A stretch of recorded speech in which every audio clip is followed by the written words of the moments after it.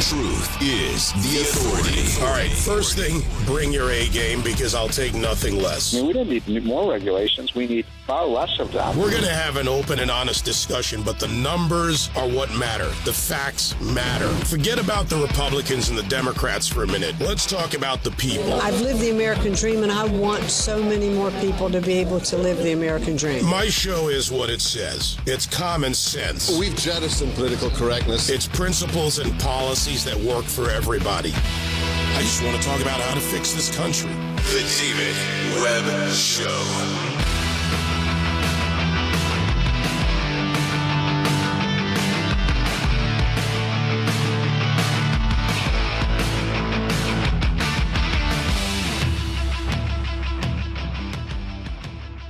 If you think for just one moment that the fear game with guns was going to take a pause or maybe, not be as high on the priority list for the Biden-Harris administration, well, you were sadly mistaken.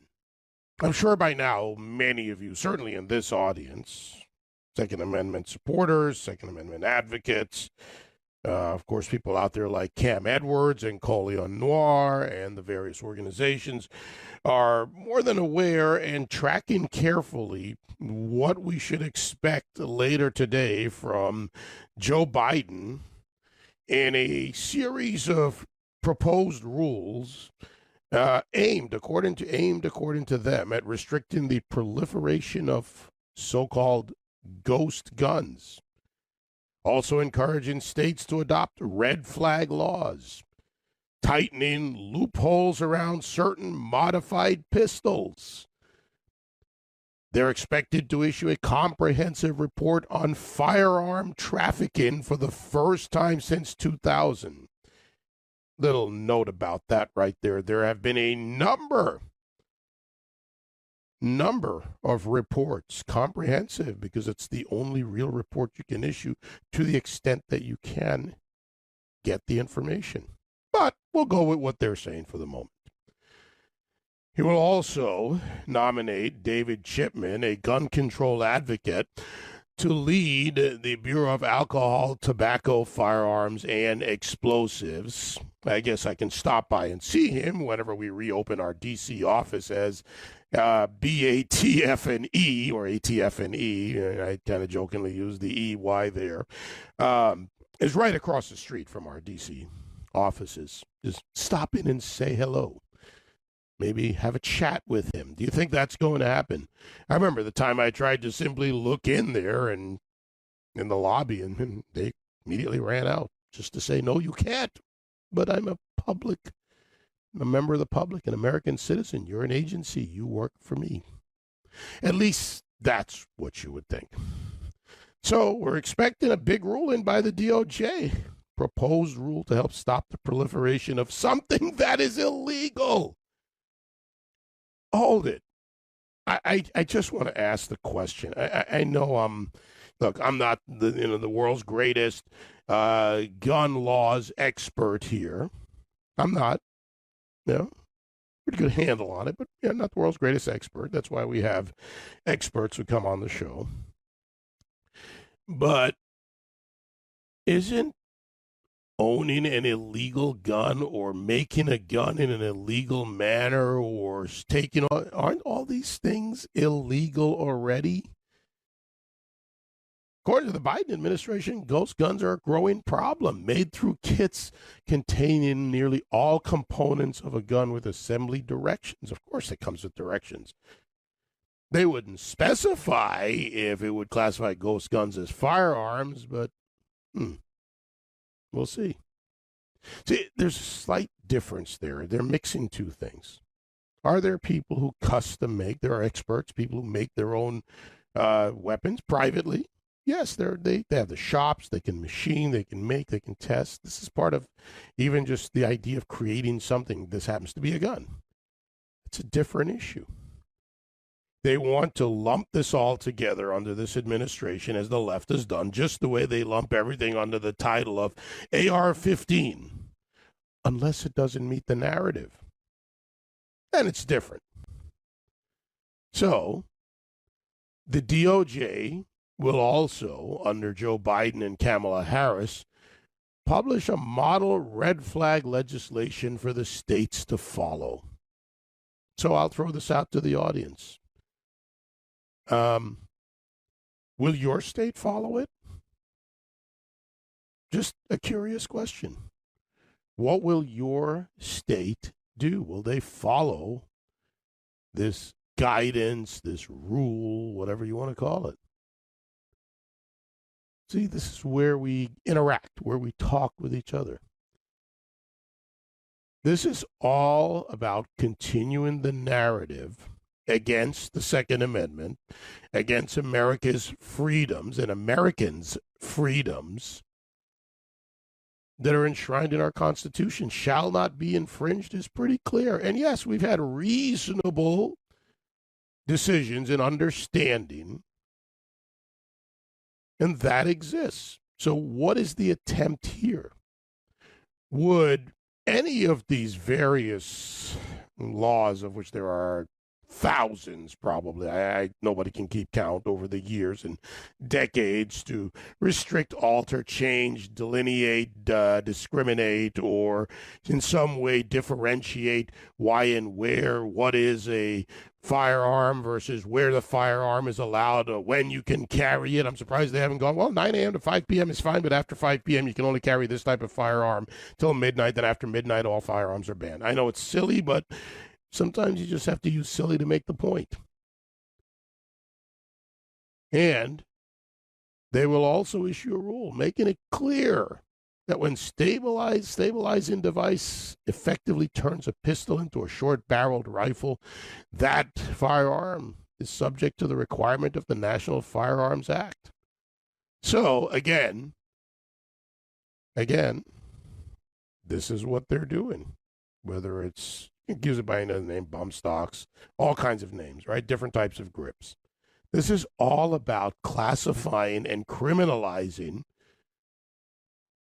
something and using the excuse that, well, a criminal did it, so therefore it must be wrong for law-abiding citizens. Now, don't get me wrong. There are people who do bad things. It's kind of the obvious. There are people who do heinous things. That's also the obvious. But there are, I don't know, I'm just going to round up at 100 million responsible. Okay, the number's more than that. Responsible gun owners in America. Not delineated by me, this audience, or any reasonable person, by the political party they belong to. Not discriminated against because they have a particular religious belief or a particular belief in a certain clause in the Constitution. But as long as they do it legally, I don't have a problem with that. That's not what the leftists want. They need you to be disarmed, because if history has shown us one thing about leftism, progressivism, socialism, and communism, it only succeeds when there's a disarmed population. Don't think in election cycles. They are long-term thinkers on some of these issues. Little by little, step by step, they want to reduce your rights, to criminalize you while doing nothing, or little if nothing, about the actual criminals. So they use these heinous events when they fit the narrative, only when they fit the narrative, to push their agenda. Think of D.C. last week and the murder of a police officer by a black man who rammed his car into the Jersey barriers, killing the police officer, getting out with a knife, which we now see on video, him purchasing shortly before that incident. And what does Ilhan Omar, the terrorist in Congress, or the terrorist supporter in Congress, I guess I'll call her that. I don't want to upset someone on the left. I'll be accurate. She's a terrorist supporter because she works with CARE, and she supports terrorist organizations against, well, we'll just get into that another time. tweets out that, well, if he'd had an AR-15, he could have done more damage, because you need to shift from the fact that a Louis Farrakhan supporter who had donated $1,085 to the Nation of Islam and been supported for it and happened to be a black man had rammed into a Jersey barrier and killed a cop. That didn't fit the narrative. Not at all. But she immediately deflected AR-15 because they need to change the narrative. On top of this, they've passed 2 gun violence prevention bills in the House last month, and they're pretty much going nowhere. So now they need to reach from the top down and impede your rights. So, what do you think, Patriot audience? 866-95-PATRIOT, 957-2874. Riley in Arizona. All right, Riley, let's have it. So to answer your question, I believe it was a day or two ago, our governor, Doug Ducey, signed House Bill 2111, states that there will be no funding or government agencies, state agencies allowed to enforce any new gun laws that violate the Constitution, Second Amendment, which states the right to keep and bear arms. So the answer shall to your not question, be Arizona infringed. will not follow any of these BS gun laws that the Biden-Harris administration is going to try to pass. You know, interestingly enough, and I just mentioned it, they passed 2 pieces of legislation in the House. They realized the futility of not being able to pass at this time. So let's not count the Senate out yet. Stupidity in the Senate is a constant, all too often a constant. But they can't pass a law, so they have to go to executive action and rulemaking. But then federalism gets in their way because the governors, as you rightfully pointed out, have a role to play in this. This is going to be an interesting tug of war, Riley. Thanks for that update. Let's go to Louisiana. Ulysses. Never keep a man named Ulysses waiting on the phone. How are you? Blue. It's your turn, Ulysses. Let's have it. Hey, big-time listener. It's just kind of amazing how this Mr. Biden's administration, DOJ, is moving quickly on his agenda when the same DOJ wouldn't lift a finger to help President Trump out on any issues or any other concerns that, were legitimate, or even concerns that would protect citizens. But here we are with a leftist DOJ, leftist, CIA, and leftist everything else in between. They're jumping hoops for Mr. Biden. And I only say Mr. Biden because he is not my president. So that's all I got to say. Thank you for taking my call. Have a great day. All right, you too, Ulysses, down there in Louisiana. 866-95-PATRIOT, 957-2874. Social media, David Webb Show. I'll be right back. This is the David Webb Show. David Webb. Hey, why don't you grab yourself a breakfast cigar and join in for the show? But before you get there, you might want to ask yourself, what's the difference between a good cigar and the best cigar? Famous Smoke Shop will help you answer that question. American-owned, in business for over 80 years. They have the cigars you love. Padron, Fuente, Patel, Perdomo, and much more. They deliver right to your doorstep, contact-free, and at America's lowest prices. I have an exclusive Famous Smoke offer just for you. $20 off your purchase of $99 or more when you use promo code DAVID20, that's David20. Just go to famous-smoke.com/web, click the activate button, apply the promo code, and then pick from more than 1,000 cigar brands. They're fresh, ready to ship right to you. That's promo code David20, David20, $20 off your order and every purchase you make, backed by the Famous Freshness Guarantee. You get real cigars from a real cigar shop, shipped direct to you from famous-smoke.com/web with 2 B's. After the news breaks, we analyze and clarify. You form opinions. The David Webb Show.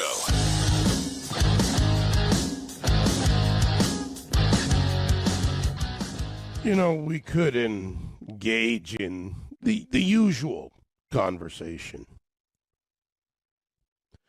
but I want to go a little bit deeper. The left bludgeons the American people with this term, gun violence. They talk about stopping gun violence, ending gun violence. So, how do we do that? How do we reduce it? First, you know the old rule, first you have to admit there's a problem. Okay, so I'll admit to some degree in America there's a problem. Now, the context of that is, what is the problem? The problem is, for the most part, I don't know the percentage, an illegal act. The term is broad and somewhat amorphous and malleable because accidents happen, not directed by any intent. Suicides are real. There are lots of things around that, but they're not all the same. So context matters. So, okay, there's an issue. There's an important part of this. The illegal act. It doesn't matter if it's the first time for that person or persons, the second time or the 10th time. It's still an illegal act. There are a lot of factors to the individual who commits that act. Some people are just bad. They're evil. They're criminals or otherwise. Maybe they've never been caught before, but still, it's an illegal and an evil act.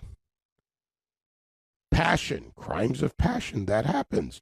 Still, if the weapon is used incorrectly, an illegal act, except in self-defense. And if owned or carried illegally, well, again, illegal. So how do you reduce it? What do? There are some things rarely talked about, and it's too in-depth a conversation with too many facets to ever solve in any one talk show, or frankly, in every talk show for days and weeks on end. So you have to admit that too. Society has to, and has for the most part, because the majority of Americans are law-abiding Americans, we understand the differences. We, on a daily basis, lives are saved by the proper use of a firearm, both from law enforcement, the LEO community, law enforcement officers community, other agencies, and or private citizen who stands up to a criminal, whether for themselves or on behalf of someone else. So that happens all across America. The problem is with a small but dangerous subset of criminals in this country, and criminals who then, for a sad occasion, become a mass murderer for whatever reason. Again, an illegal act.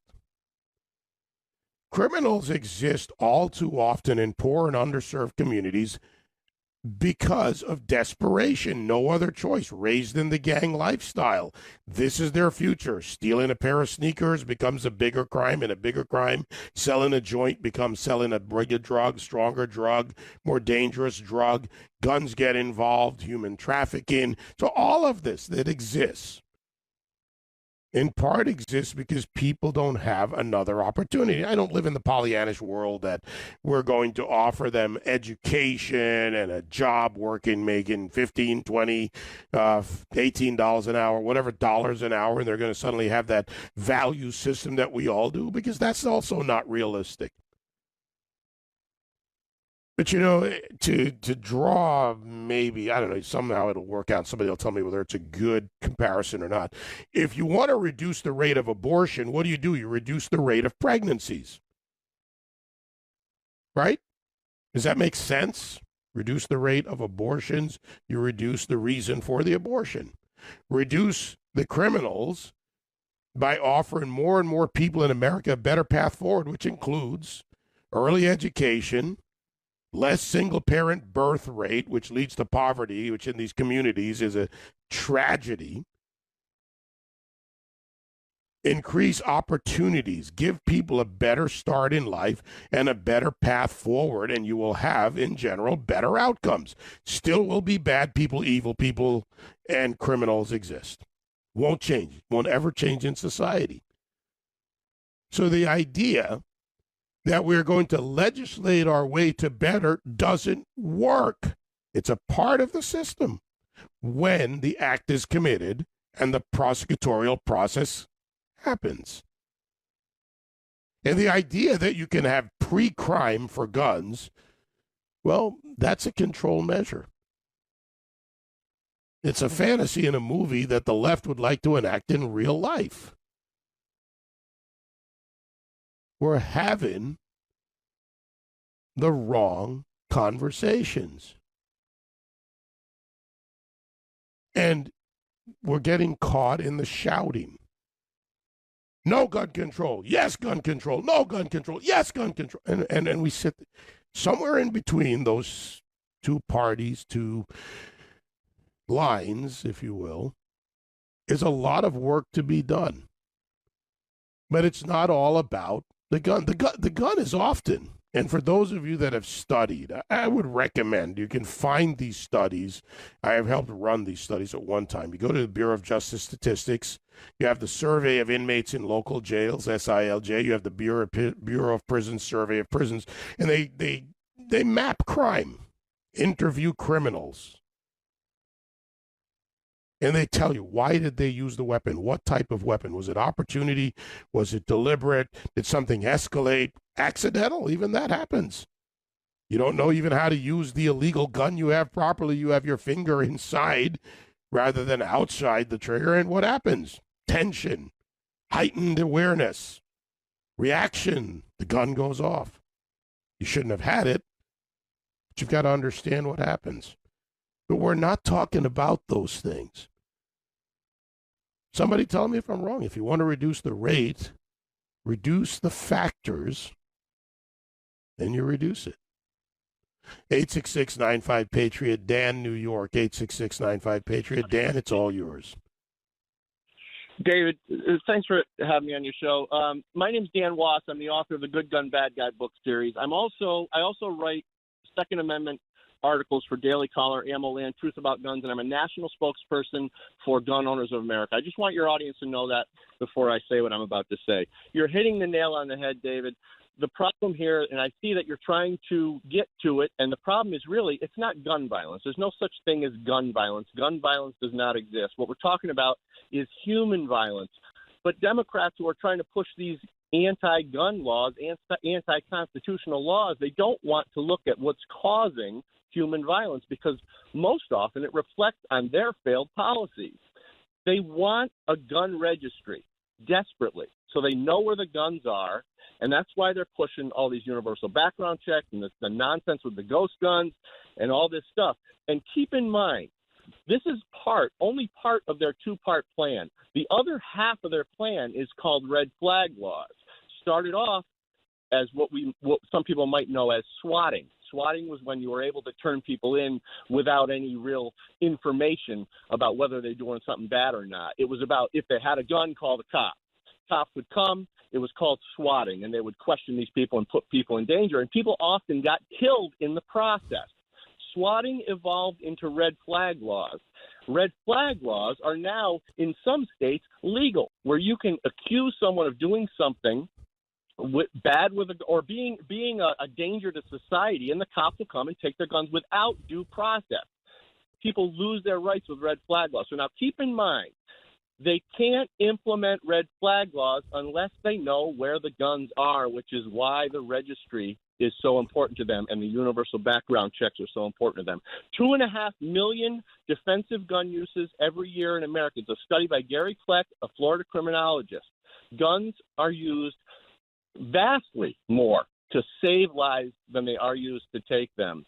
And people don't understand this stuff. You're hitting on all this stuff, and I appreciate you so much for saying this stuff.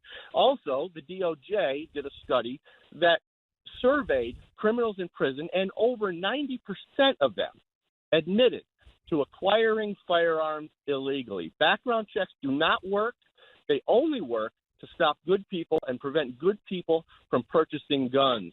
They do nothing to stop the bad guys. But remember this. The bad guys are not their main concern.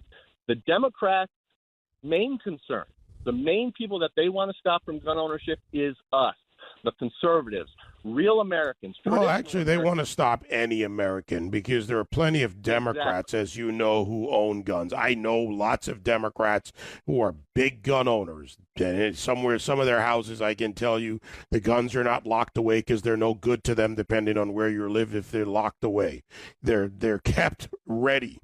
So, this is, you're right, about that cooling effect and that control, that need to control, but also by criminalizing through red flag laws and other various means and things they've passed, like you can't have a firearm within 1,500 feet of a school or a library, a church. So now you go to a lot of small towns in America, you're within 1,500 feet of one of those three, and suddenly you're the criminal. They're using this in order to suppress the people so they can have that control. Look, it won't work overnight because you and I know the reality, Dan, is if they start trying to go town to town and collect the guns in America, it's not going to happen. If they think people are going to do buybacks and sell they're not going to do it for whatever reason. But they need to take time to make sure that when they criminalize the behavior over time, they can force that downward pressure, according to their view, will stop the law-abiding citizens from doing what they do every day. And thank you for that reminder, by the way, on the number of interactions in which a gun is used to carry out the right act. So what's on the control side of that gun? I'm trying to think of the word right now. Two people can stand next to each other. They can. Two people standing next to each other, both with a firearm. It's the person that matters. It's that simple. And if you say to yourself, like I do, I don't know why they don't want to get this. It's because they don't want to get this. Doesn't fit their agenda. Jeff, Pennsylvania, 86695-PATRIOT. Go ahead. Hello? Yeah, Jeff. Hey, how you doing? All right, what do you got?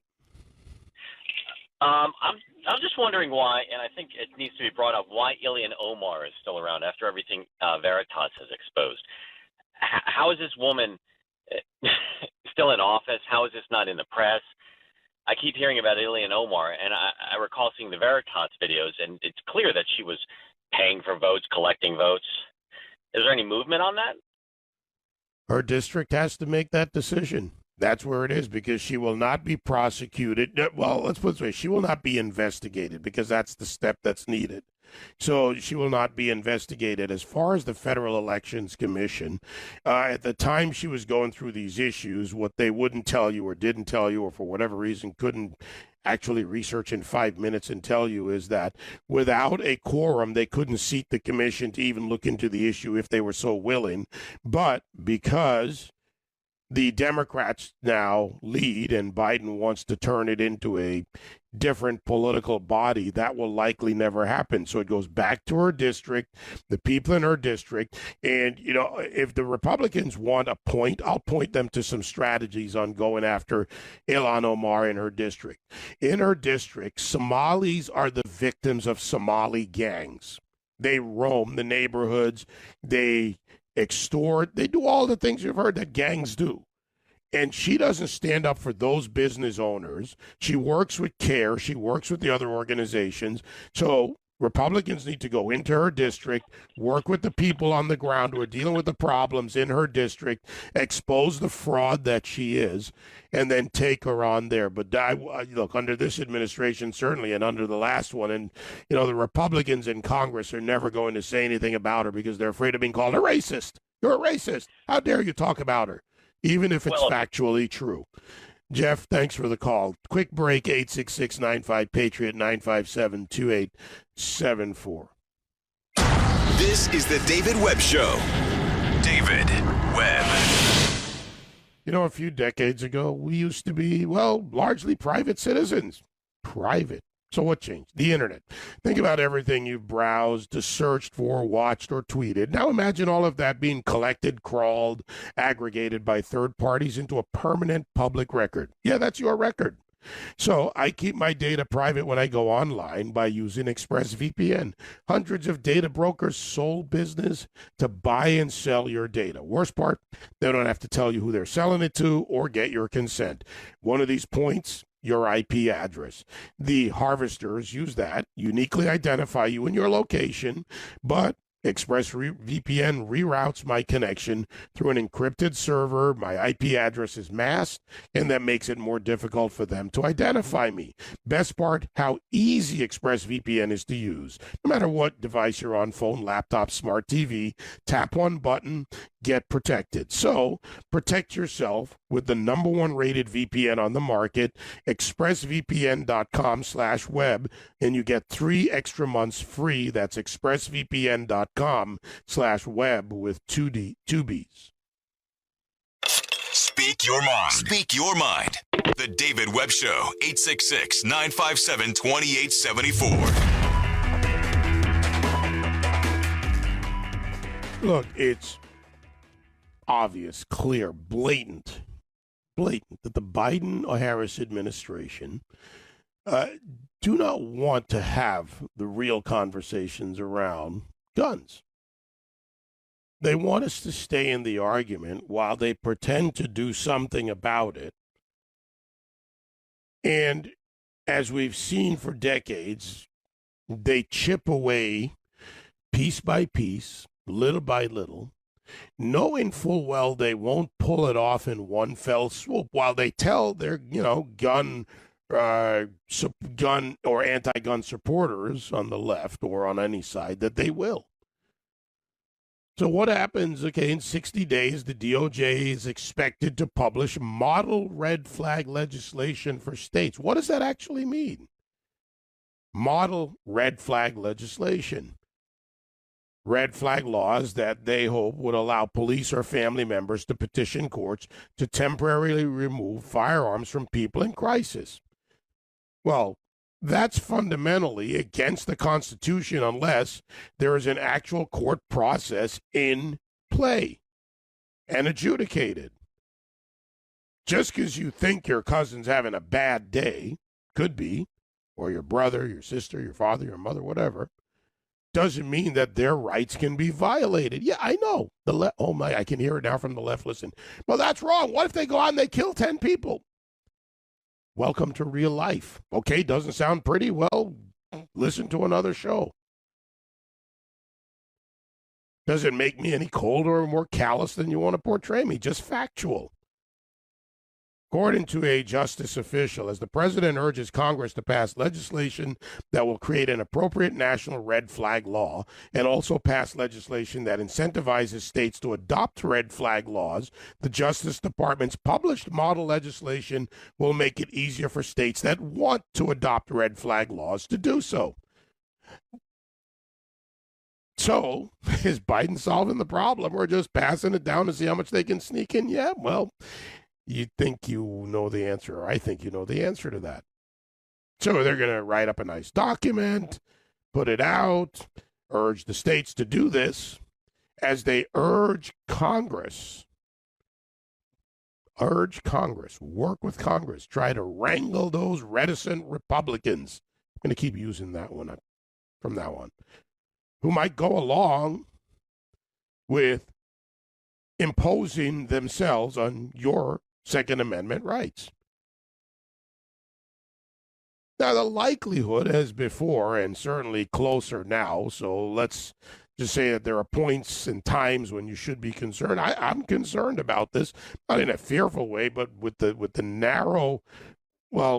House in control, with the Senate effectively in Democrat control, and reticent Republicans who can be threatened for their political survival at your expense.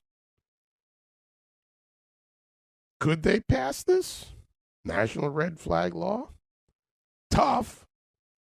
But let's just say I'm a tad bit more concerned, which is an easy way of saying it or a nice way of saying it.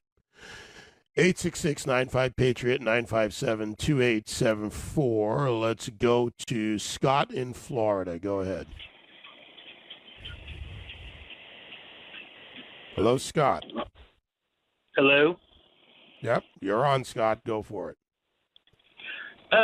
I was having a concern about the red flag laws. As someone who's at a young age was put in the criminal system, I witnessed a friend of mine committing suicide, and I made the mistake of moving him. And at 15, I got charged with a felony. I had a hard time getting jobs because when you're charged with something like that, not a lot of people want to hire you. And I noticed that the only way I felt that I could pay my fines and get out from underneath the system, as they say, was to do a lot of criminal activity. And from my opinion, what I noticed is when you were casing a place to rob it, to look for it, you looked for people without, like, you know, Republican stickers in the front yard, or, you know, that didn't have ADT signs and stuff like that. And I just feel like these red flag laws, these laws to where they're saying that they're going to come after you for your guns, or they want you to turn in your guns, these do make it easier for the criminal element to rise up in our society. Yeah. How easy would it be for someone who wants to be part of the agenda to accuse someone, and while you're tied up, even if you get your firearms returned, it's a cooling or a chilling effect on that person, on what they do next. Some will decide, maybe I'm just going to get rid of them because I never want to go through the battle again with the system. And at the same time, if you do this enough times, people become more fearful. They become more hidden, more protected potentially. So, yeah, it can have a huge effect. By the way, don't just look for the whole, well, it depends on where you are, to be fair. Probably a broader statement, Scott. Be careful of just looking for Republican signs. You might run into some Democrats with guns in America, as you and I know. Oh, yeah. No, that's absolutely true. I'm glad I got out of that life at an early age. I realized it was a dead end, but I learned enough that I know that, you know, and I'm a staunch Republican nowadays. I got my rights back to vote 10 years ago, and I've been voting ever since. And I learned at a young age that you really don't want to mess with people and their property. And I'm really afraid for the honest to God citizen out there that these laws, these coming after your gun laws, will allow the people who want to break laws to do it a lot more easier. Yeah. Or let's look at some of the things that happen every day in America. Neighbors who don't like neighbors. Someone decides, you know, I'm just going to call it in, because in my state I can call it in. And there's so many ways this goes horribly wrong. Scott, thanks for the call. Good for you for getting your life back together, because I believe in that in America, my friend. Thank you. Thank you, sir. Let's go to Jeffrey, Tennessee, 866-95-PATRIOT. Go ahead, Jeffrey. Hey, David, thank you for taking my call. No, I would like to know your take on, and my state's one of them, I know Iowa's one of them, that their legislature is passing laws more of a constitutional carry, where if you're not a criminal, if you don't have a record, you can open carry or conceal carry without a permit, as the left is at the same time trying to rush to get these laws to take those rights away from us. What's your take on these states that are really trying to get aggressive against that left push? They have no choice, because unfortunately we don't have a system where there is national carry. People have different terms for it, right? Your right to carry. So this is defense by the states, and it's a necessary step. And I hope more and more states pick it up. By the way, something important to note, Jeffrey, and I think a lot of people don't sometimes pay attention to this. Just because these states do this, they don't, and they typically do not, reduce, for instance, penalty for crimes committed with guns. They make sure that they have strict enforcement so that the people, the criminals who commit the illegal act, are punished. I agree with that. And I think that's necessary. Yeah, the two work in concert very well. Yeah, but the states have to play defense against the left, both on a statewide and a national level. Thanks for the call, Jeffrey. Texas, Russell, how are you? Russell? Hey, Russell. Yeah, you're there. Go for it. Hi, David. Good morning to you. Morning. David, I just wanted to say how I just want to tell everybody how China's laughing at us right now. And the Democrats are unconsciously doing the bidding of China's 100-year plan. And let me explain. We have not had boots on the ground here in the United States since the Revolutionary War. And one of the reasons why is every one of our citizens, or most of our citizens, are armed to the teeth. And the one thing that will bring the United States together is if an invading army comes over here. But China has built the biggest navy in the world. Russia is going ahead and testing these ultra supersonic missiles. You know, you got North Korea shaking its sabers again at us. And, you know, the thing is, if we disarm the citizens of this country, you've seen the movie Red Dawn. Well, that could become a true reality, but nobody's talking about that. And the Democrats, they're not visionaries. They fail to see one step in front of them. They just live in the now, but they don't see what's outside the box. And, you know, well, the one thing that will bring but you... I'll tell you what, Russell, a lot of them do see it. They have this belief system. They stand for it. You know, you had, for example, Democrats, or you have, for example, Democrats who are leaving the party because they have open socialism and socialists elected to office. You have the mayor, John Lee, in Nevada's third largest city, who just did so within the last week. So some do see it. Now, the other side of this is, you know, why these laws, these red flag legislation, all of this is necessary is they know something else. They know they can't disarm America easily. I don't know if there's a time limit or a time window to put on it, but you would have to go at this, in my opinion, for decades to try and get every gun out of every American's hands. And I don't see that happening. That dog don't hunt anymore. So what they have to do is they have to criminalize the behavior to try and remove it over time. And even then, I don't see how they pull it off, because I try to game it out from different fronts. I don't see how they pull it off.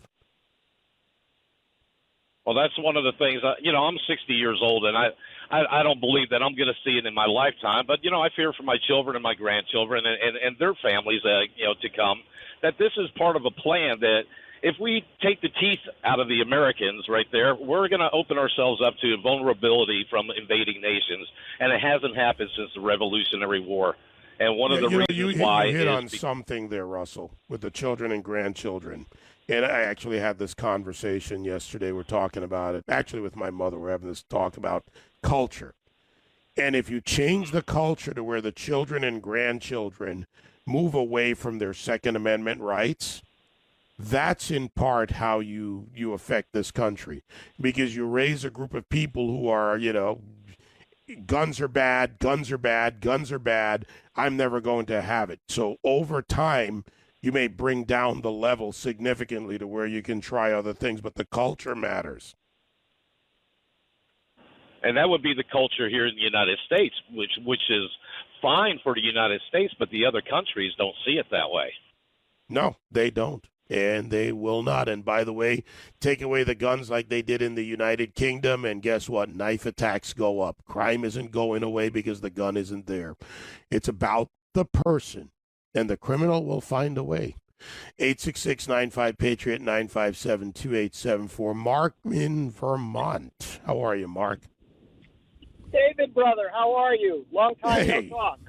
How are you, man? How's the family doing? We are doing well. But Vermontifornia is going crazy with their laws right now. I think I might have sent you the one on H30 where they're trying to put the red flag law in, and basically, well, as a law enforcement officer, they want us to automatically, if we go to any domestic, just to seize all weapons. And it's insanity. Back to that point about the call that I was just talking, back to the point I just made, rather, about the kids. What do you think about that? You deal with all ages of population. Okay, Vermont's a smaller state, but you still cross all areas, all ages. What's been your kind of perspective of younger people and firearms? The culture is definitely changing. I mean, I've been in Vermont for over 40 years, and if you had said 20 years ago you were going to try to limit in any way, because we don't have any gun laws in Vermont, and we're one of the safest states. But, yeah, the kids are being brought up that, guns are bad, you shouldn't have guns. My kids, my grandkids live with me. They're, young. They know you don't touch the guns. They're all locked up in a vault, but when I do have guns out, they know if I want to touch a gun, I've got to ask. But they're basically brainwashing them in school that, they sent things home from school, actually, that saying if, your child is going to go to a friend's house, be sure to ask these following questions, do you own firearms? And then if you own firearms, are they under lock and key at all times? And all these questions that people are supposed to ask each other before they let their kids go and play with each other. It's insanity. Yeah, something you said right there. Teach the children. Teach them what it is and what not to do. That is another way we can reduce, the accidents, the various issues. But that's not their goal. Their goal is to come after the law-abiding folks among us. Mark, thanks for the call. Good to hear from you, my friend, up there in, I like the Vermontifornia. Anybody seen Pat Leahy lately? Has he shown up at his local office? Or is he just down in D.C. selling his, the usual? Speaking of reticent Republicans, I'll leave that alone for another time. Lots more to talk about. I'll be curious to see how they present this today. I mean, I've pretty much laid out, this is the plan, what they're going to do later on today with Biden up there and his new nominee for to head ATF, and we will see. We will see what they present. I think you won't be surprised.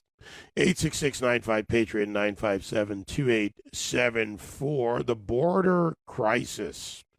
Well, it continues to grow. Matter of fact, it's surging.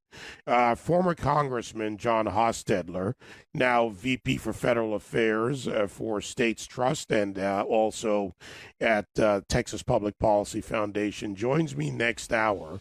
It's not just complete failure. It's not just a crisis. It is a growing, surging crisis from criminality, terrorism, potential terrorists on the watch list, child sexual assault as they're being held longer than they should, so much more. We're going to get more raw about this next.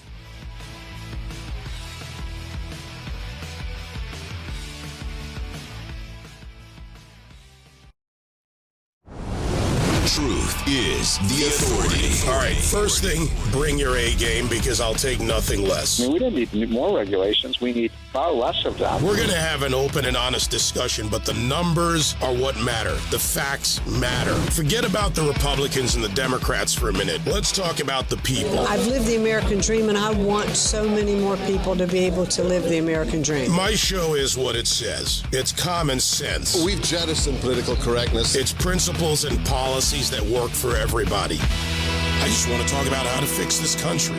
The David Webb Show.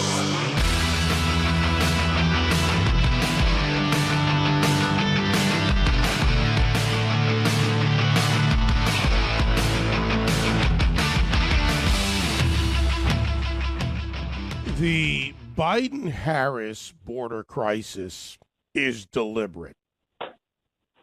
That's a simple statement.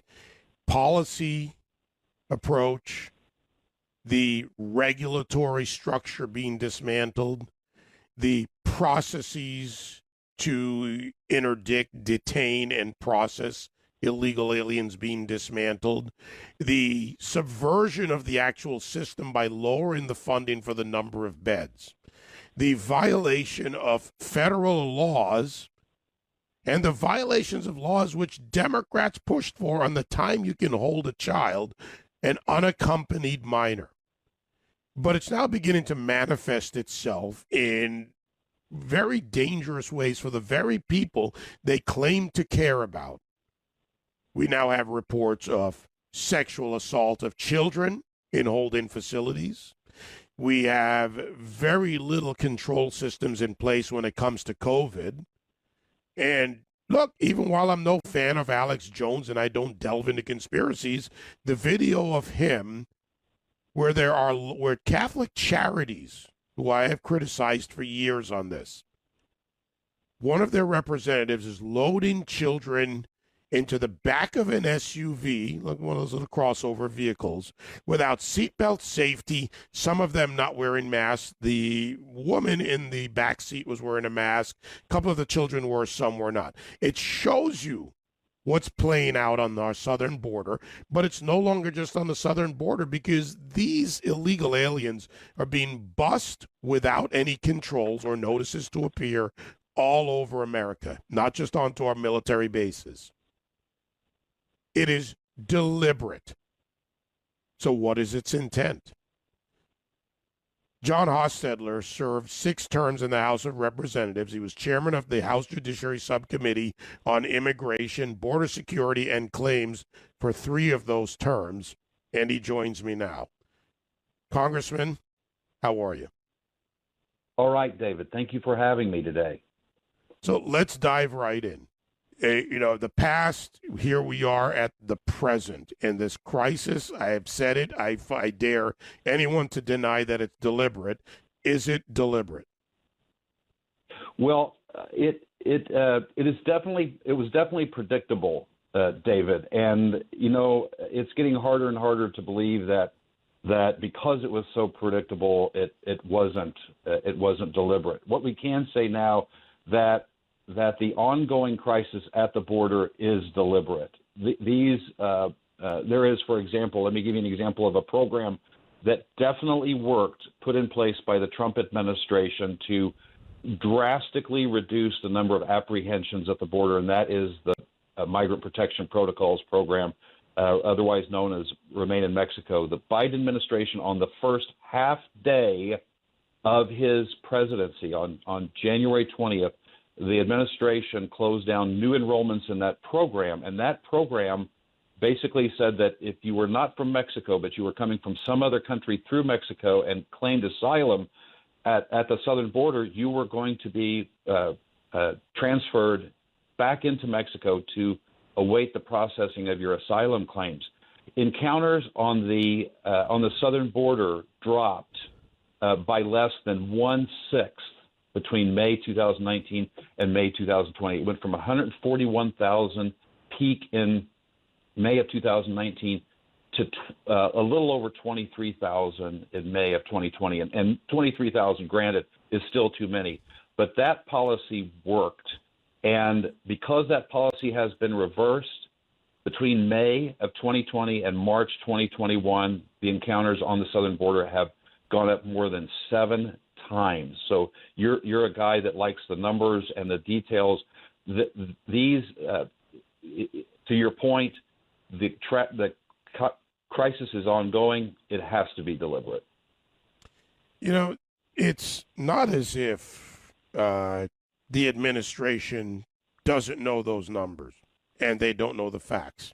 I spoke with Mark Morgan yesterday, and we took a different tact. He broke down the briefings that were given to the Biden team, to which they all have access to. The numbers, as you cite, there are other numbers that are tragic in this, tragic in the sense that these are human beings. We'll put aside the criminal activity and the potential terrorists coming across our border, of which is no longer potential, as we have caught a few of them since January. But they know this. So how do we attack this in any measurable way? And, as someone who leads the state's trust, the Texas Public Policy Foundation, the fight is lost, in my view, at the federal level for now. So what do the states do? Well, that's a great question because the state of Texas has already begun that and began that in the very early days of the Biden administration when the president attempted to put a pause on deportations for 100 days. The attorney general from Texas sued the Biden administration and won, and so that pause is no longer in effect. The only problem with that is that the judge could only say that the Biden administration could not pause. He didn't say how effectively or how efficiently or how quickly those deportations had to take. But to your point about what can be done, states can take more action. There's been a recent letter published by a sheriff from a county in Massachusetts, of all places, that is attempting to send a message to the administration that this is not only a problem at the border, it's beginning at the border, but it's going to manifest itself in the interior. And so over 270 sheriffs have signed on to a letter to the administration to reverse course. And while I'm more of a realist in these areas than I am an optimist, David, we can hear out of the mouth of Secretary Mayorkas in the last couple of days. And once again, we should, if we want to trust, we need to verify that these things are going to happen. But the Secretary is even talking about resuming construction on the border wall, hastening deportations, increasing deportations, and decrying sanctuary cities. Now, that last one on sanctuary cities, by complaining about sanctuary cities, he's actually going back on something that candidate Joe Biden talked about in one of the debates when he changed his mind on sanctuary cities at that time. But I think what's happening is as a result of shows like this and others all across the country, as well as the border, voicing concern and crying out to the administration is, they might be changing course. Now, once again, we're going to keep an eye on that, and we're going to continue to put pressure to return to policies that work. But it looks like they might be listening. But once again, trust but verify, I guess. Yeah, there's an old phrase, someone much better at it than I wrote it, all war is deception, Sun Tzu. And Alexander Mayorkas, I'm sorry, go ahead. No, you're exactly right. We know that the Secretary and the Biden administration generally knows that the country is listening, knows that some of these meetings and some of these calls, the content of it is being leaked to the press. So this might be done as just like you said, as a means of telling us something that's not actually going on. But we're going to hold them at their word at this point, and then continue to watch this. But it is a tragedy that continues to unfold, as you pointed out. Everything from human trafficking, drug smuggling, that is being heightened as a result of distractions that are taking place when Border Patrol has to take care of these folks and give them aid and comfort, as is the American way. But this is a mess. I want to go back to that deception, and thanks for adding that context. I've been going to the border since about 1995. For some time now. I lived in Texas for 8 years. I've covered it, been there numerous times. I have contacts within CPB. I also look at process and processes. The deception is this. On the border wall, where there are existing gaps, and for the most part, from what I understand, and I haven't verified all of the other parts of this or gotten enough information to say it, if the bottom half is finished, the top half has a gap, they're going to close that gap. That's the border wall construction that's underway. Alexander Mayorkas, again, deception. That is clear deception. Second part of deception, I'll go to Texas. Endeavor, as a nonprofit, receives $86.9 million to process and house illegal aliens in hotels and then move them out around the country. They founded 4 churches. The churches are used as additional NGO structures, similar to that, to move illegal aliens to wherever they claim they have a relative, a friend, or something, anywhere in America. The problem leaves Texas, goes to other states. Those organizations, private organizations, do not have to notify states' governors when they move illegal aliens to the states. However, the state eventually finds out when those illegal aliens access resources, schooling, medical resources, the costs begin to mount, and also they apply for benefits. And let's not kid ourselves about the benefits game. I know factually of the county-to-county shift because it was brought to me by people participating in it. In this example, they would file in Miami-Dade County under one address. Another one would file, the wife or a partner or someone would file in Broward County. And this game goes on between those 2 counties. It's prevalent. These other organizations like Catholic Charities, they provide legal assistance and other services. I mentioned them earlier. As a staffer, was loading children in the back of an SUV, no seatbelts, no masks, nothing at all. Just get them off to the next stop and out the door. This is a farce. This is deception. All war is deception. This is a war of balkanizing America by Joe Biden, by Kamala Harris. It's been 16 days, and she still hasn't done a thing except go get pastry in Los Angeles.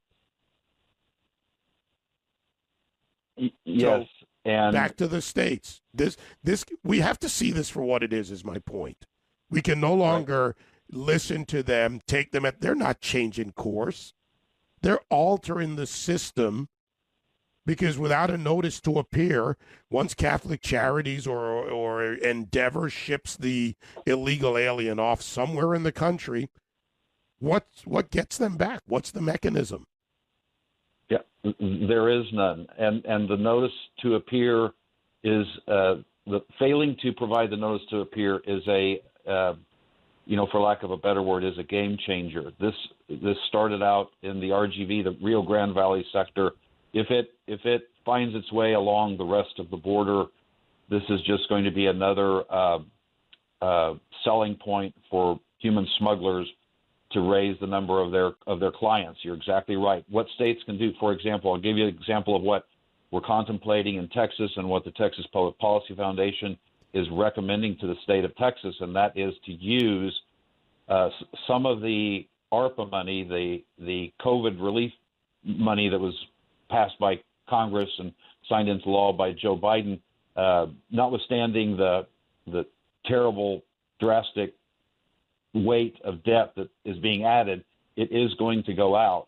And so the thing is what to do with that money. And we are recommending to the state of Texas to complete border wall, border barrier construction in the state of Texas with those federal dollars to be done, obviously, on private and state lands that are not owned by the federal government, not controlled by the federal government, but to complete that construction in the state of Texas. We hope other states along the border will take that up. We don't necessarily believe that California will take us up on that. But that is one of the things we are suggesting, because this is a tremendous help to border security and Border Patrol, and Border Patrol believes the wall has helped greatly. It's a force multiplier, and we think that Texas could spend those dollars very wisely to protect Texans and the rest of the country. In blunt terms, and I'm glad we're being very blunt about this, in blunt terms, Governor Newsom and the leadership in California would rather see 14 illegal aliens die in an SUV when 2 of them went through a hole in the fence rather than do anything about it. So they don't even care about the, quote, illegal aliens they care about.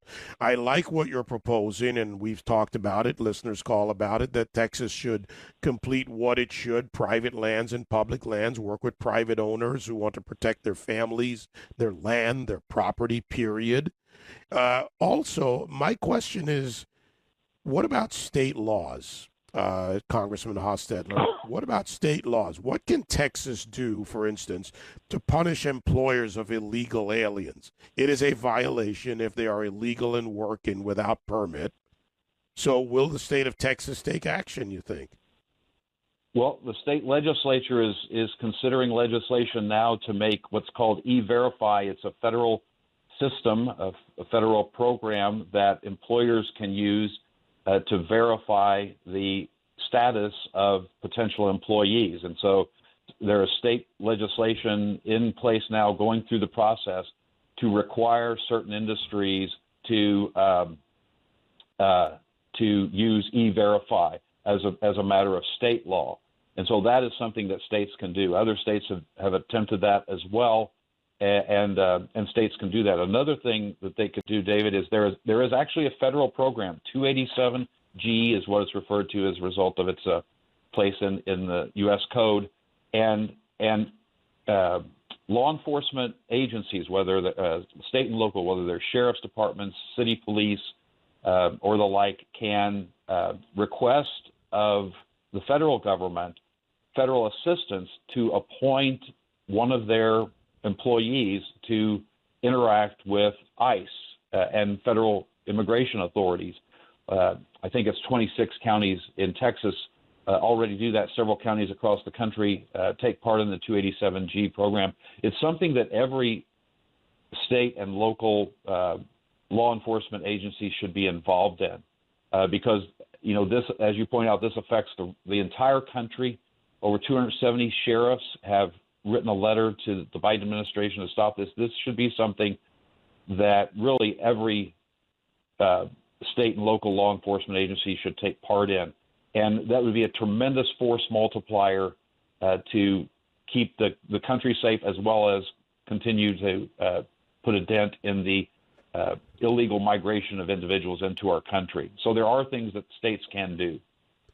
Exit question, but you and I have a lot more conversations to have on this issue, especially with your expertise when you were in the House for those 6 terms. In that Texas law and E-Verify, and you may or may not know this answer. I realize there's so much you're tackling at Texas Public Policy Foundation. Are there punitive measures, not just measures requiring or in some way mandating the use of E-Verify, but punitive measures for those employers who violate? Well, I'll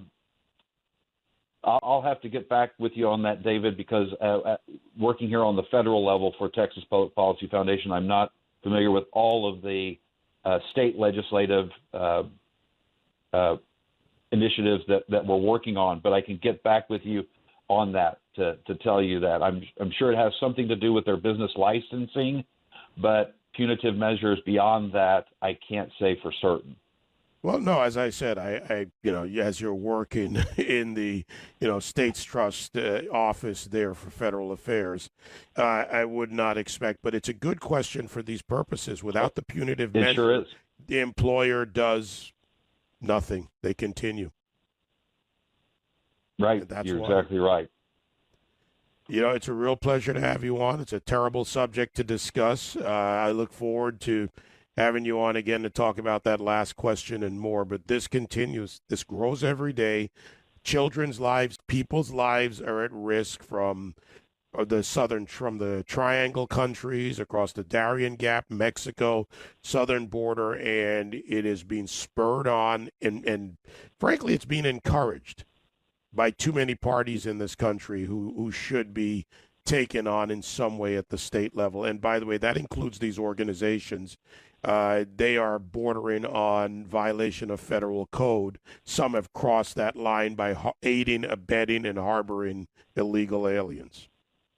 Yeah, you're right. And David, the next time we talk, we'll be able to say definitively whether we can trust Secretary Mayorkas for anything he says.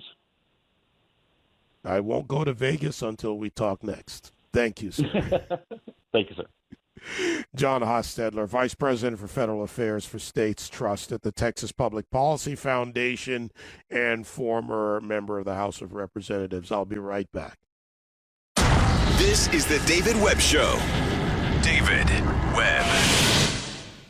Hey, look, you wake up one morning or you get that text, right? Your credit card company found suspicious charges on your card. Okay, so that's simple identity theft. Annoying, but they cover it. The type of fraud you really need to worry about, home title theft, a devastating crime that takes you off your home's title. You're not covered by insurance or most identity theft programs, and that's why you need Home Title Lock. Here's how easy it is for cyber criminals to get to you. Title documents to our homes are kept online. The thief forges your signature on a quitclaim deed stating you sold your home to the thief, and he's the new owner.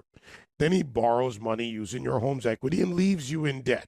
You won't know until late payments or eviction notices arrive. The instant Home Title Lock detects someone tampering with your home's title, they help shut it down. So let's get you protected.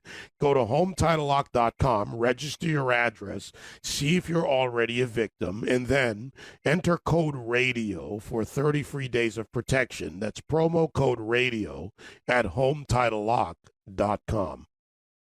The David Webb Show, a gathering place for patriots. 866-957-2874. All right, we'll go back to the phones, 866-95-PATRIOT. A lot of things on our plate. And believe me, this is, think about it. We're just a few months into this administration. 4 years to go. Roy, South Carolina. How are you, Roy? David, that was a great segment. What a great interview. What some great information. Thank you very much for you and your staff and all you do. You know, the floodgates are wide open, and I just don't see how, I mean, the damage, it's irreversible. I mean, we've got all of these people coming in illegally. There's no way they're ever going to leave. You know, they're future Democratic voters. I just feel so. It's going to take a couple of generations to turn this nation around with everything that's been going on. I mean, look how fast. I mean, in just a year, less than a year and a half, we went from two sexes, male, female, science, okay, natural science, and now we have taken what is truth, turned it upside down, inside out. There's no such thing as truth anymore. And there is, I mean, they're teaching our kids this. And, you know, I just, you know, for me, you know, my kids are adults now, and I'm showing them and teaching them everything that is right. And they are on a right path. But, you know, you just look at the way the media is against us, the culture is against us. Hollywood is against us. You know, the entire entertainment business, and especially the media. You know, information is power. And, you know, if you stand up and say no to the lies that have been perpetuated by this administration, the media, the culture, I mean, they cancel you.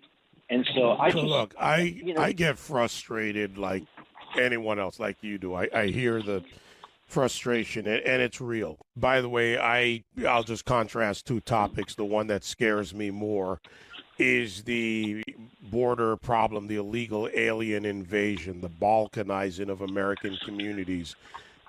Scares me more in the sense that it is, to your point, going to be a couple of generations to reverse. If at all, I don't think it's fully possible, but to some reasonable success. I think that's one, even more so than the gun issue, because the gun issue is something I think they'll have a harder point on. But that goes to the points on the culture and how they change culture. There's a counter to that, though, Roy, and you know, there's numbers and narrative, I think, are part of the problem. So you're right. The media, the left, their enablers, Hollywood, doesn't matter who it is, drive this as if it is the biggest, most pervasive heavyweight. It's a Sherman tank of a problem, right? Maybe we'll go with an Abrams tank. It's coming right down on top of your little car, and you're in it, and there's nothing you can do about it. But then things happen. I went out to Western Pennsylvania last weekend for a few days. And, yeah, it's not the urban center. Du Bois, see, guys, I got the name right. and Reynoldsville and close to Puxatawney and some little towns that are so small. I think I went through them by blinking, Clearfield and others. But what I saw out there reminds me of where most of this country is. And where most of this country is and what we need to activate is out there. We have about 30%, a little under that, living really in the urban environment, right? Whether they're directly in the verticals or in the strictly urban parts of the country. So the majority of us are the ones. And that tells me that narrative is big and dangerous, but the numbers are on our side if people do what you're doing, what everyone out there just about that I talk to. And picture this. I'm sitting there with hardcore Trump supporters, ardent, supporters of America, regardless of whatever party. I didn't ask people what their party was. We were at a friend's. Right. And I'm also standing there with, I think, four Amish gentlemen who were there. Their wives also came along, brought a beautiful little baby. It was all a very cute moment, right? We were having a lot of fun. But when we're out there and we're talking about the very same things. And think about two, different communities, right? The Amish and the English, to use the term, or my friends out there. And they all get along. They work together. They support each other. They understand their differences, but they don't consider their differences important because they recognize their similarities. That's what this country really is. And to what you do, what everyone out there does, you've got to teach it, reinforce it, and grow it, because we are going to be in a hell of a fight to reverse this invasion into the country, a deliberate balkanization of the country, Roy. And on the gun issue, we're going to have to fight it. We're going to have to fight a lot of these things. Again, it's April 8th, January 20th to April 8th. And part of this cacophony of voices on the left is to convince us, or part of their goal, one of their goals is to convince us that it's over, you've lost. And no, we haven't. One time the British Empire said, no, it's over, you've lost. No, we didn't. The Nazis, it's over, you've lost. No, we didn't. You name it. The enemies that have come up against us. Now the problem is they're internal. We don't see a uniform on the other side of the line. We don't have clearly identified markers on airplanes and ships and various, on tanks or whatever. So now the enemy's within us, and that's a different battle. But just like that example I just gave of Western Pennsylvania, we agree on more. We now need to put that to work. If we don't, that's when we're in even more trouble. We're in trouble now. But we haven't lost yet. And I really, call it the fighter. We haven't lost, and we're not going to lose. We're going to lose some battles along the way. But also, too many people around the world, when you look around the world, they depend on America, and they're vested in us. 866-95-PATRIOT, 957-2874. Christina, Tennessee. Go ahead, Christina. Yeah, I wanted to go back to the gun laws and the red flag law. Here's a scenario. I was married to a man that was highly abusive. I went through years of abuse. I had him arrested so many times. There was order of protections that were just a piece of paper. The only thing that empowered me and made him leave me alone once I finally left was the fact that he heard that I had a gun, and that I took training classes on how to use the gun, and I had my concealed carry permit. He left me alone after that.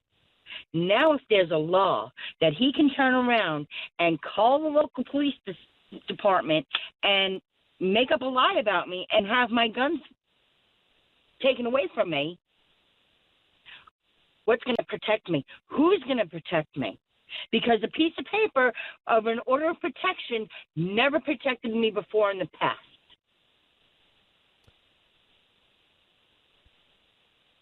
So what protects me now? Yeah. No, I mean, it's a stark example. And thank you for sharing that, because I know these things are personal. This is why, and in Tennessee, you at least have a, call it the legislature for the most part on your side. But this is why the states have to do what they can do, which is reject these red flag laws. Just because within 60 days DOJ publishes the format, they write the legislation for you, doesn't mean the state has to go along with it. And to Tennessee and to the legislators or legislators, Christine, go to them, see where they are, do some reading, find out who's pushing this. I am very vocal. I try to give lecture ceremonies with other women that were like me and empower them and talk to the officials of, hey, we need these laws. We need these concealed carries. We need to be able to protect ourselves. Because, and states that aren't like Tennessee, I feel for those women. Because I know, my ex-husband would look at that piece of paper and laugh. And then when you've been under somebody's control that's abusive like that, then they convince you to go back into court and have the order of protection dropped within that week, because that paper is not going to protect you. And if you pursue and keep the order of protection, your life is going to be worse. Your beating is going to be worse. The bottom line on this is the criminal, whoever in whatever form, is not going to obey the law. And, you have the right in this country and the responsibility to protect yourself and your family if they're involved. Christina, thanks for the call. Go to your state legislators, beginning of the year, and call it a re-energized approach. We said on this show we would go to the states. I'm talking with state legislators. I'm meeting with them. We're engaging them on and off air. They need to know where we stand. The East Coast, New York, you call it the Eastern Wing, and the Western Wing. Yeah, okay, throw in Chicago, Upper Midwest. They want to tell you they control the country. They're doing it. Some believe they are. Certainly their acolytes do, Portland, Seattle, etc. But those failures are happening. That's why they don't get covered. They don't get the front page. There was a riot last night. Riots, plural. Narrative versus reality. 866-95-PATRIOT. I'll be right back.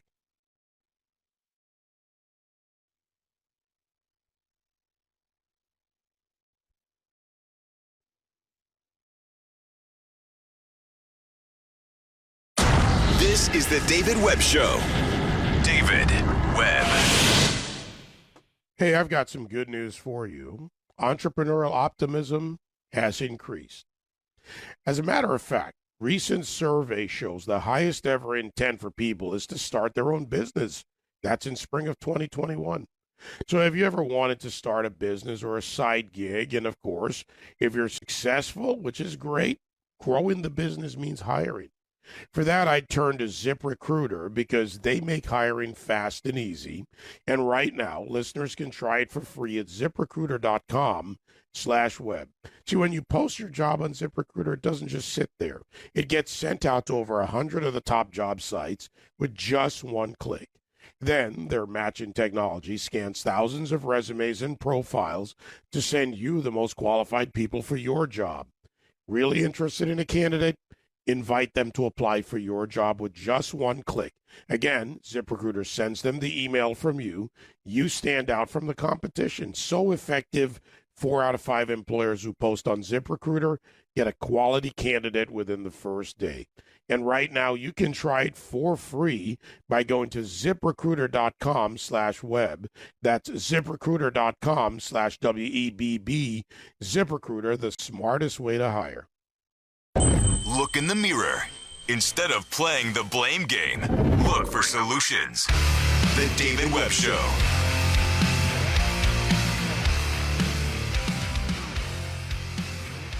go back to the calls in a couple of seconds.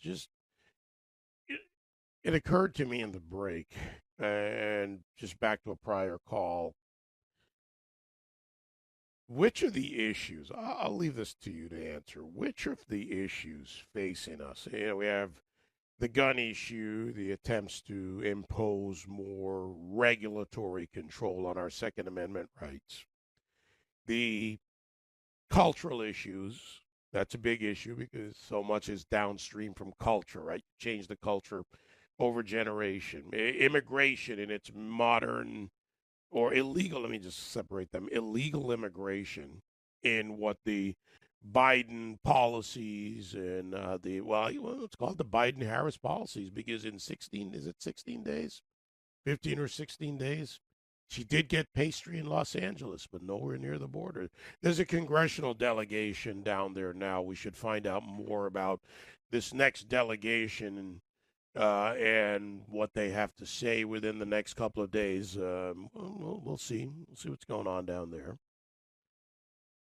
What else? What other issues are on your mind? There are election issues. Mark Brnovich, the Arizona Attorney General, who argued before the Supreme Court on ballot harvesting. That's a very key case, very important case, could open other doors. The Georgia law. The woke culture. What are the issues that, for lack of a better term, scare you the most? Pat, North Carolina, 866-95-PATRIOT. Go ahead, Pat. Hey, good morning. Glad to talk to you. About gun control. I think that the Republicans or the conservatives are missing the point by talking about gun control. It's more about subjugation of the masses. Because he who controls the weapons controls the people. That shows through history when Stalin took over in Russia and Hitler in Germany. When the government controls the weapons, you become a subject and not a citizen. And I'm afraid that the left wants to make us subjects and not free citizens as we are now.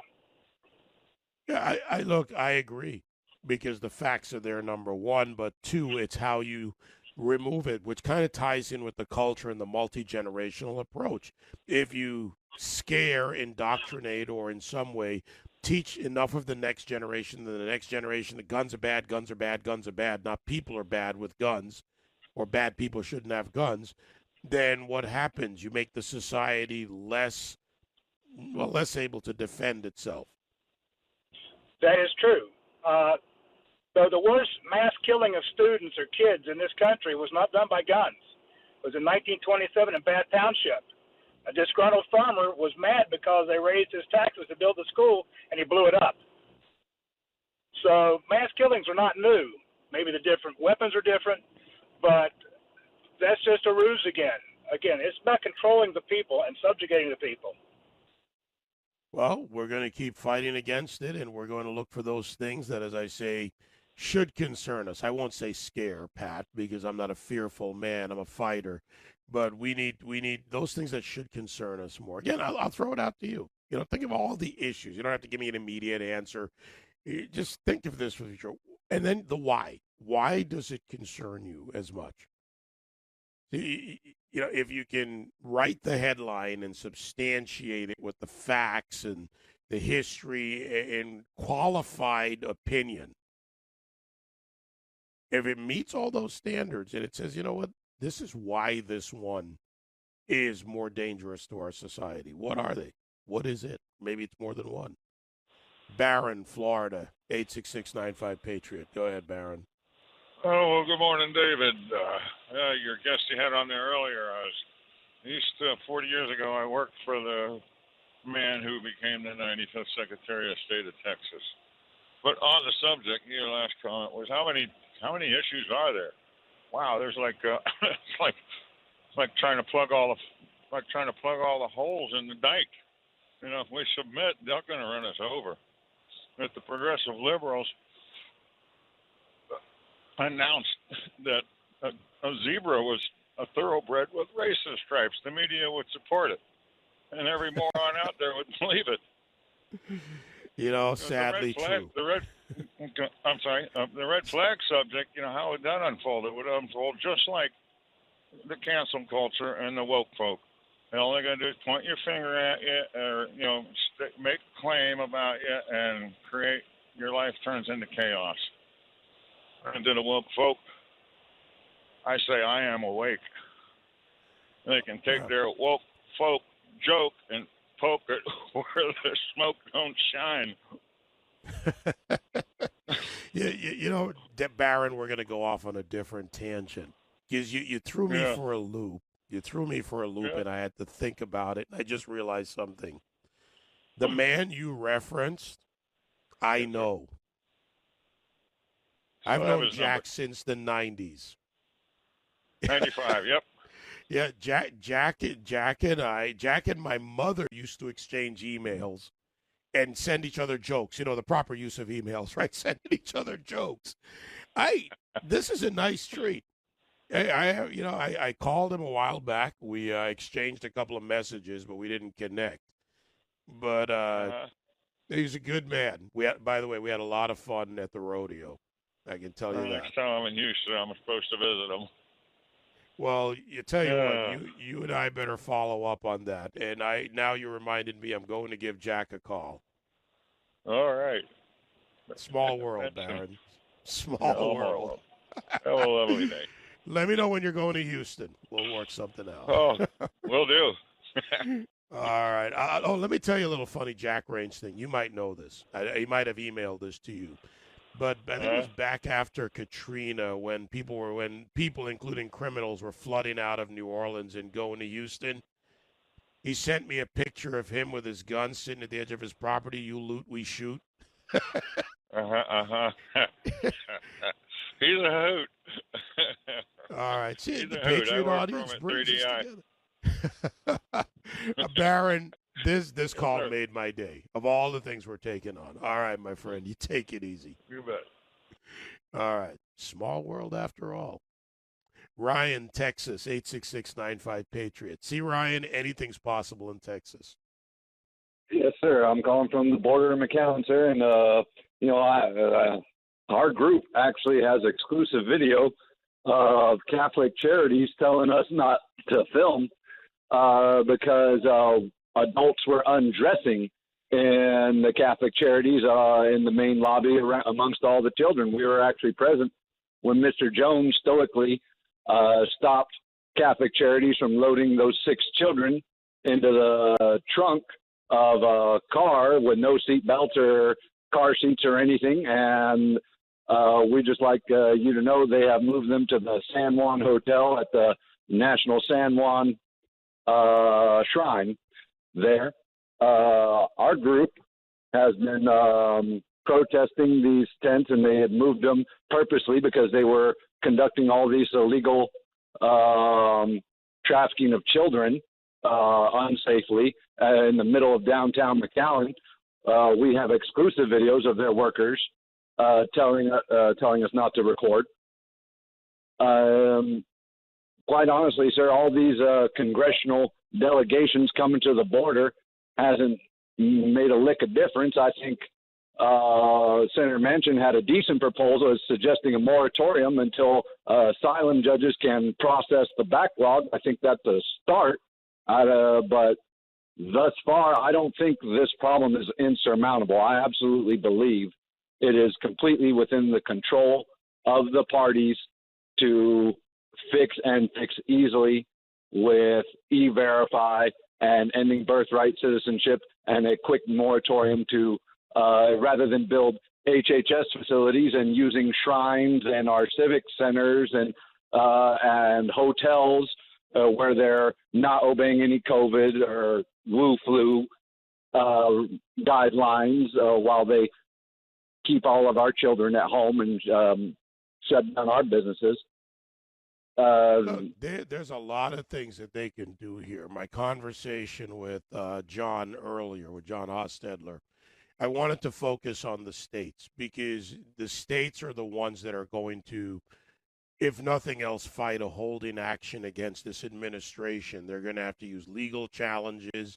I like the idea of the Texas legislature stepping in with mandatory use within the state of E-Verify, but that has to have and you were correct to push him on the punishments if they're to make sure that it had teeth. Yes, sir. Yeah, if it doesn't have teeth, it's a pointless exercise because they'll just ignore it.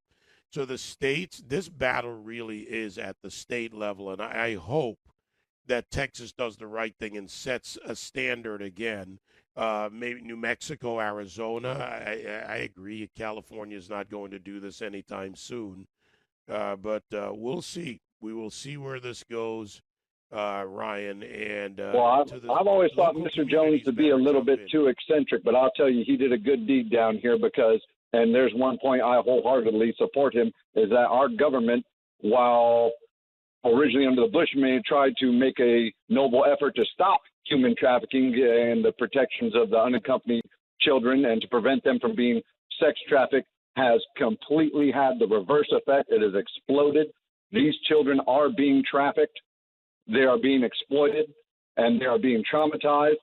And our government, I believe the Democrats want a voting base and the Republicans want to keep wages depressed. I think they have absolutely abandoned the American people in this process, and I think they are doing it on the backs of these children. Yep, and these children, whether it's 1, 10, or 100 or whatever that number is, Ryan, they're paying a heavy price. Can you imagine, for you on the left listening, do you really care about children when they're being sexually assaulted in holding camps, pumped up in numbers by Biden and Harris's policies? I'll leave that to you.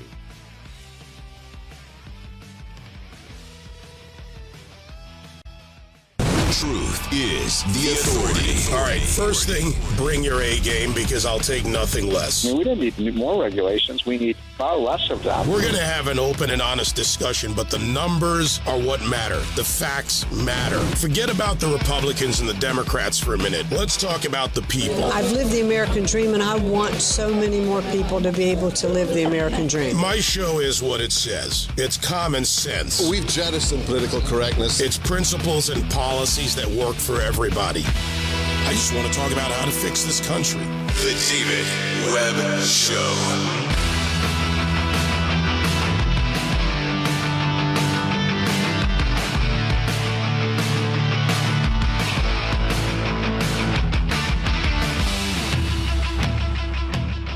Let's continue our path on education, and in this respect, as we do every 2 weeks with Black History 365 at bh365.org, written by Dr. Walter Milton Jr. and Dr. Joel A. Freeman.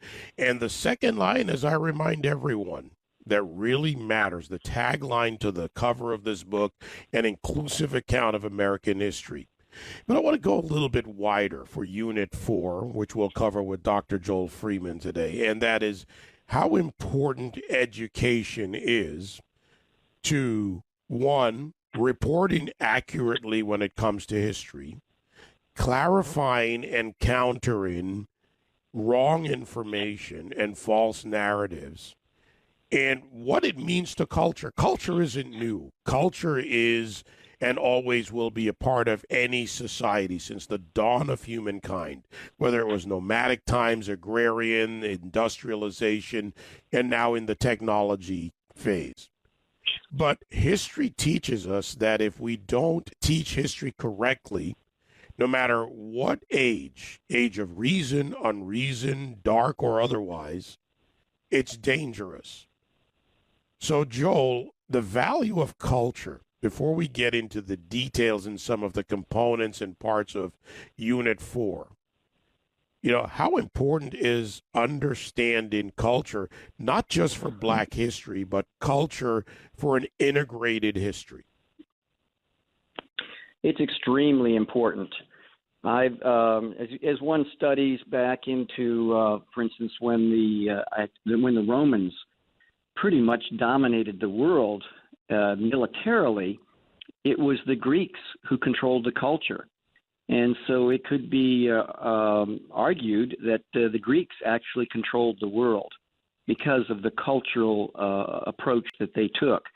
And so I think that when it comes to understanding how education and politics and social media and all of these things and the media itself come together and they create, we have this culture here, and there's always good elements and there's always bad elements, and there's some elements that are kind of in between. But I think it's important when we look at music, when we look at entertainment, all of this impacts the culture. And I've traveled well over 55 countries around the world. And it's just amazing to me to see, I remember once being right in the middle of Africa and just seeing someone with a T-shirt that was advertising a fast food restaurant at the time. And I was thinking, wow, here in the middle of nowhere, I'm now, here's the American culture right here in front of me. And so it's pretty fascinating to consider how important it is for the culture to be impacted in a way that can help prosper and to bring hearts and minds toward freedom. And that's what it's really all about, is the freedom of thought, the freedom of activity, the freedom to try, the right to try and to fail, to succeed, and to encourage each other. Evolution of societies in this sense is important. And, what you've done with this project, this book, this 10-unit course, Black History 365, an inclusive account of American history, is not exclude a deeper understanding, the technology, the QR codes, the links, the over 3,000 documents and artifacts from your collection, from other collections. I mean, this is an exploration into so much more than just Black history. And I think it's important that all pay attention, because this is not segmented or relegated to one group. True. It's what we did. First of all, Dr. Milton is a dear, dear friend. And you can imagine, 2.5 years of 12, 16-hour days. And most every morning, 2:30, 3:30, 4:30 in the morning, we're saying good night. He's down in Arlington, Texas with a wife and 3 kids. I'm in Maryland with my wife and an empty nest. And we're just checking in with each other to make sure, what we're going to do the next day. And you can imagine anything and everything that we discussed, because you look at the wide range of topics throughout the entire textbook. We had to go deep and wide. So we developed something, because when we're dealing with issues that have vexed our country for centuries, it is so easy to become too militant or not militant enough. It's very easy to go up, kind of Pollyanna-ish, and just kind of say, oh, everything was kind of put a gloss over everything. Or go down and become way too depressing and shame-filled and angry and just in the pit, or too right, too left in terms of politically. And so that it becomes agenda-driven, to kind of parse certain words and to kind of come at it in a way that it kind of leans to the right or to the left, or it's, trying to prove a point of some sort, a point that is germane to our current situation, let's say. So what we did is we developed something called the razor's edge, and we called it truth centrism. And truth centrism is it's not the destination, it's the essence of the journey. And it's the whole idea of critiquing and first defining Afrocentrism, and then defining Eurocentrism, and then critiquing Afrocentrism and critiquing Eurocentrism, and then introducing the whole concept of truth centrism.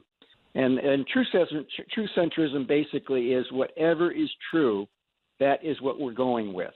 And we wrestled with different aspects. When it came to politics, for instance, we have a whole section, I think it's the next unit, Black People in the Deadly Dance with both American political party machines, both American political party machines. And so that's the approach that we tried to take, David. And by the measures of, when you're in a jar, you can't read the label.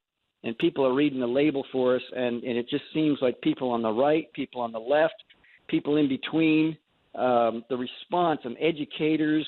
We had the former VP of Houghton Mifflin just study the textbook for 2.5 months and then came back to us and said it was the finest textbook he'd ever seen. And it's humbling. It brings tears to our eyes to see the potential impact that this can have for generations.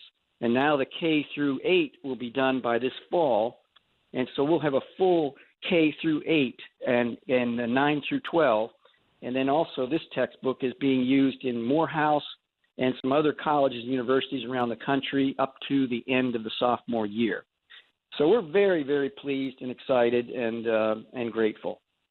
Let's tee up the next unit now, Joel, and I'll turn it over to you. Unit 4, we've covered 3 units so far. We started with Africa because if you're going to go and teach the history, you have to start at the beginning. But let's go to Unit 4, again, part of a 10. This is a 10-unit course load, folks. It's amazing when you go through it. And, again, you can get more information at bh365.org. But go ahead, Joel. I'll turn it over to you. Well, I think the beauty of Unit 4 is it talks about the, what happened after the emancipation. And we have the proclamation, and then, of course, a proclamation has to be backed up by law, by amendments. And so it began to emerge. The 13th, the 14th, and the 15th Amendment emerged over time. But it's the whole idea of what is going to happen now to all the individuals that are being released throughout the entire country, and especially the South, of course. But it all got started really with General Sherman and his march to the sea, and he broke the back of the infrastructure of the Southern Confederacy, their economy, the roads, the transportation, the communication systems, and it was truly, it was just a wrecking machine that they went through, and that's really what caused the capitulation at Appomattox. And then what began to emerge is that you have the 40 acres and a mule that was promised, and that was a whole region of the country going down to Florida, from the Carolinas down to Florida. And that was basically a broken promise. And so now we have, today we talk about reparations, and we, there are pros and cons. And what we do in the textbook, and what we can do here also, is not tip the hand one way or the other. But what we wanted to do is to help people, students especially, to become critical thinkers, compassionate listeners, fact-based, respectful communicators, and action-oriented solutionists. And then what we've done is wherever there's a binary choice, such as with reparations, we provide both sides. And we talk about the types of reparations, the return to sovereignty or political authority, having, like they did in South Africa, they had truth commissions, and some group entitlements, community development programs, money transfer, property transfer, or some combination of the 6 options that were just mentioned. And then what we did is we showed we have QR codes that are there's 4 that are for reparations, 4 that are against. So you have on one side Danny Glover testifying before the House Judiciary Committee on reparations. On the other side, you have Burgess Owens testifying about reparations at the congressional hearing, and you have different perspectives. And once again, it's to cause students to think about both sides and to really take a look at both sides, because there's not an easy answer or response to this. And people can have knee-jerk responses and say, well, I'm for it or I'm against it. But then the follow-up question is why? Why? Well, here's a What's question, the end game? Joel. Defining it. Here's a question. You know, and I thought about this when you said 40 acres and a mule, and I think of where we are today. I could probably use the 40 acres. Be nice to have. Not so sure about the mule. I don't have a use for one. But back then, time and milieu, that promise, that broken promise, as you call it, mattered because back then the mule was very relevant, transportation and labor. The 40 acres was land and ownership and the ability to support yourself. We were more agricultural as a nation at that time. So the definition of reparation has evolved with the time, but it seems to still be in that binary argument. So is there even an attempt or a way to define what reparations means in modern time? Well, I think that, we can talk about Black Wall Street and what happened there. There's a gentleman by the name of Frazier. He was Garrison Frazier was a Baptist minister, and when they had the meeting in February of 1865, you had Vice President Andrew Johnson took the place of Lincoln because Lincoln had been assassinated. And so then you had different folks that were at this meeting, and the meeting occurred in a place whereby you had General Rufus Saxton, in the Savannah Second African Baptist Church, and they had 4 days of conversation, and it was promised that each black family would receive ownership of 40 acres of tillable land and a mule. And here is Frazier's response at the end of 4 days. And I actually, in my collection, on page 337, I have there is an article that is placed in there that actually shows what they talked about in this meeting on the 4th day. And here's what his response was when they asked him directly, "What do you want?" He said, "I would prefer," this is a quote, "I would prefer to live by ourselves, for there is a prejudice against us in the South that will take years to get over. But I cannot answer for my brethren."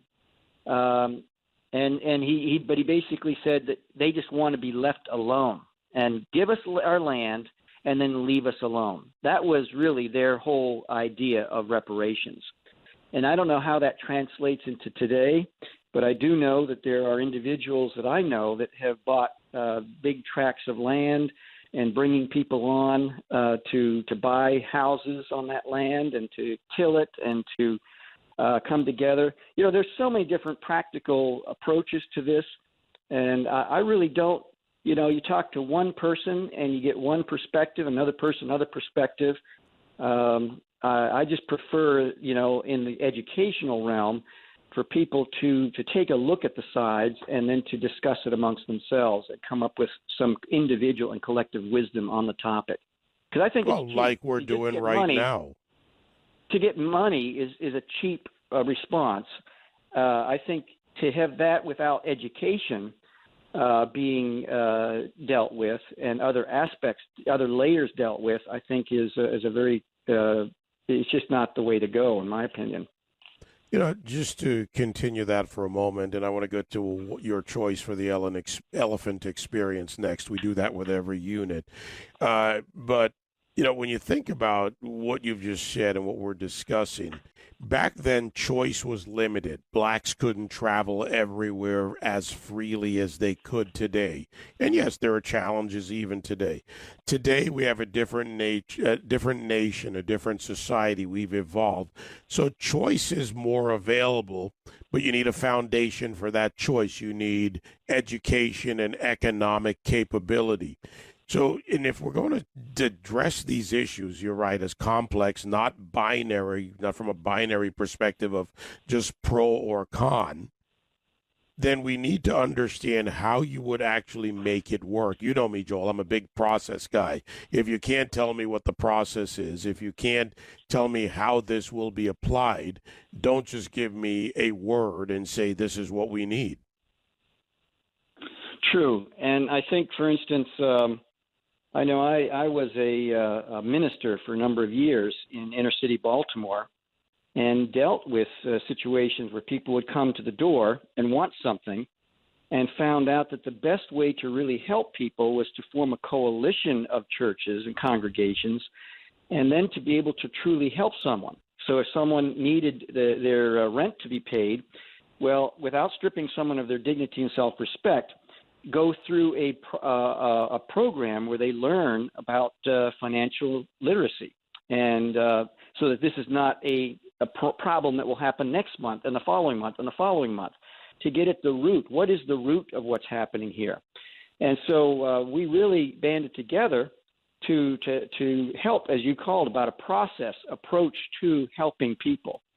So I think that on this particular topic, once again, I defer it to the classroom where students will be, because we've given enough material for students to wrestle with this in a way that I think is very productive, more healing than divisive.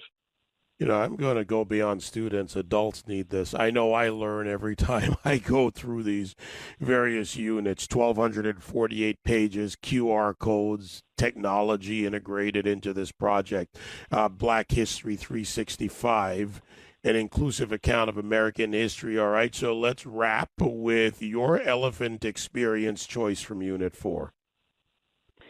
Wow. There's a few. There's one on lynching that we discussed the statistics provided by the archives in Tuskegee Institute.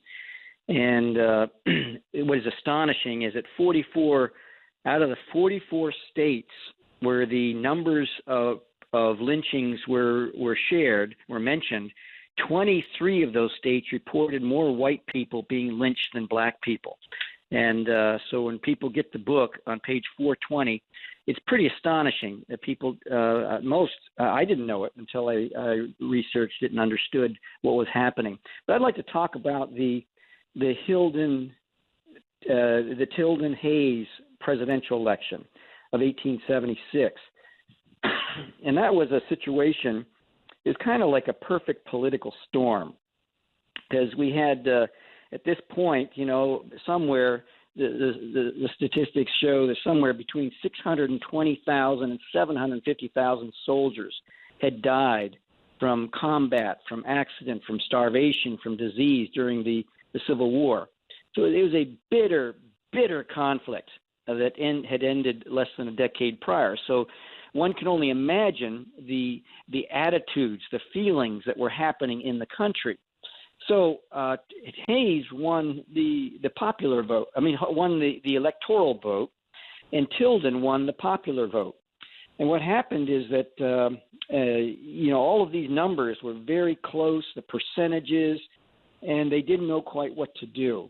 So what happened is that I'm sure there's many backroom meetings with cigar smoke filling the rooms, and people doing some horse trading as they do in Congress and the Senate, behind the scenes before people vote on something.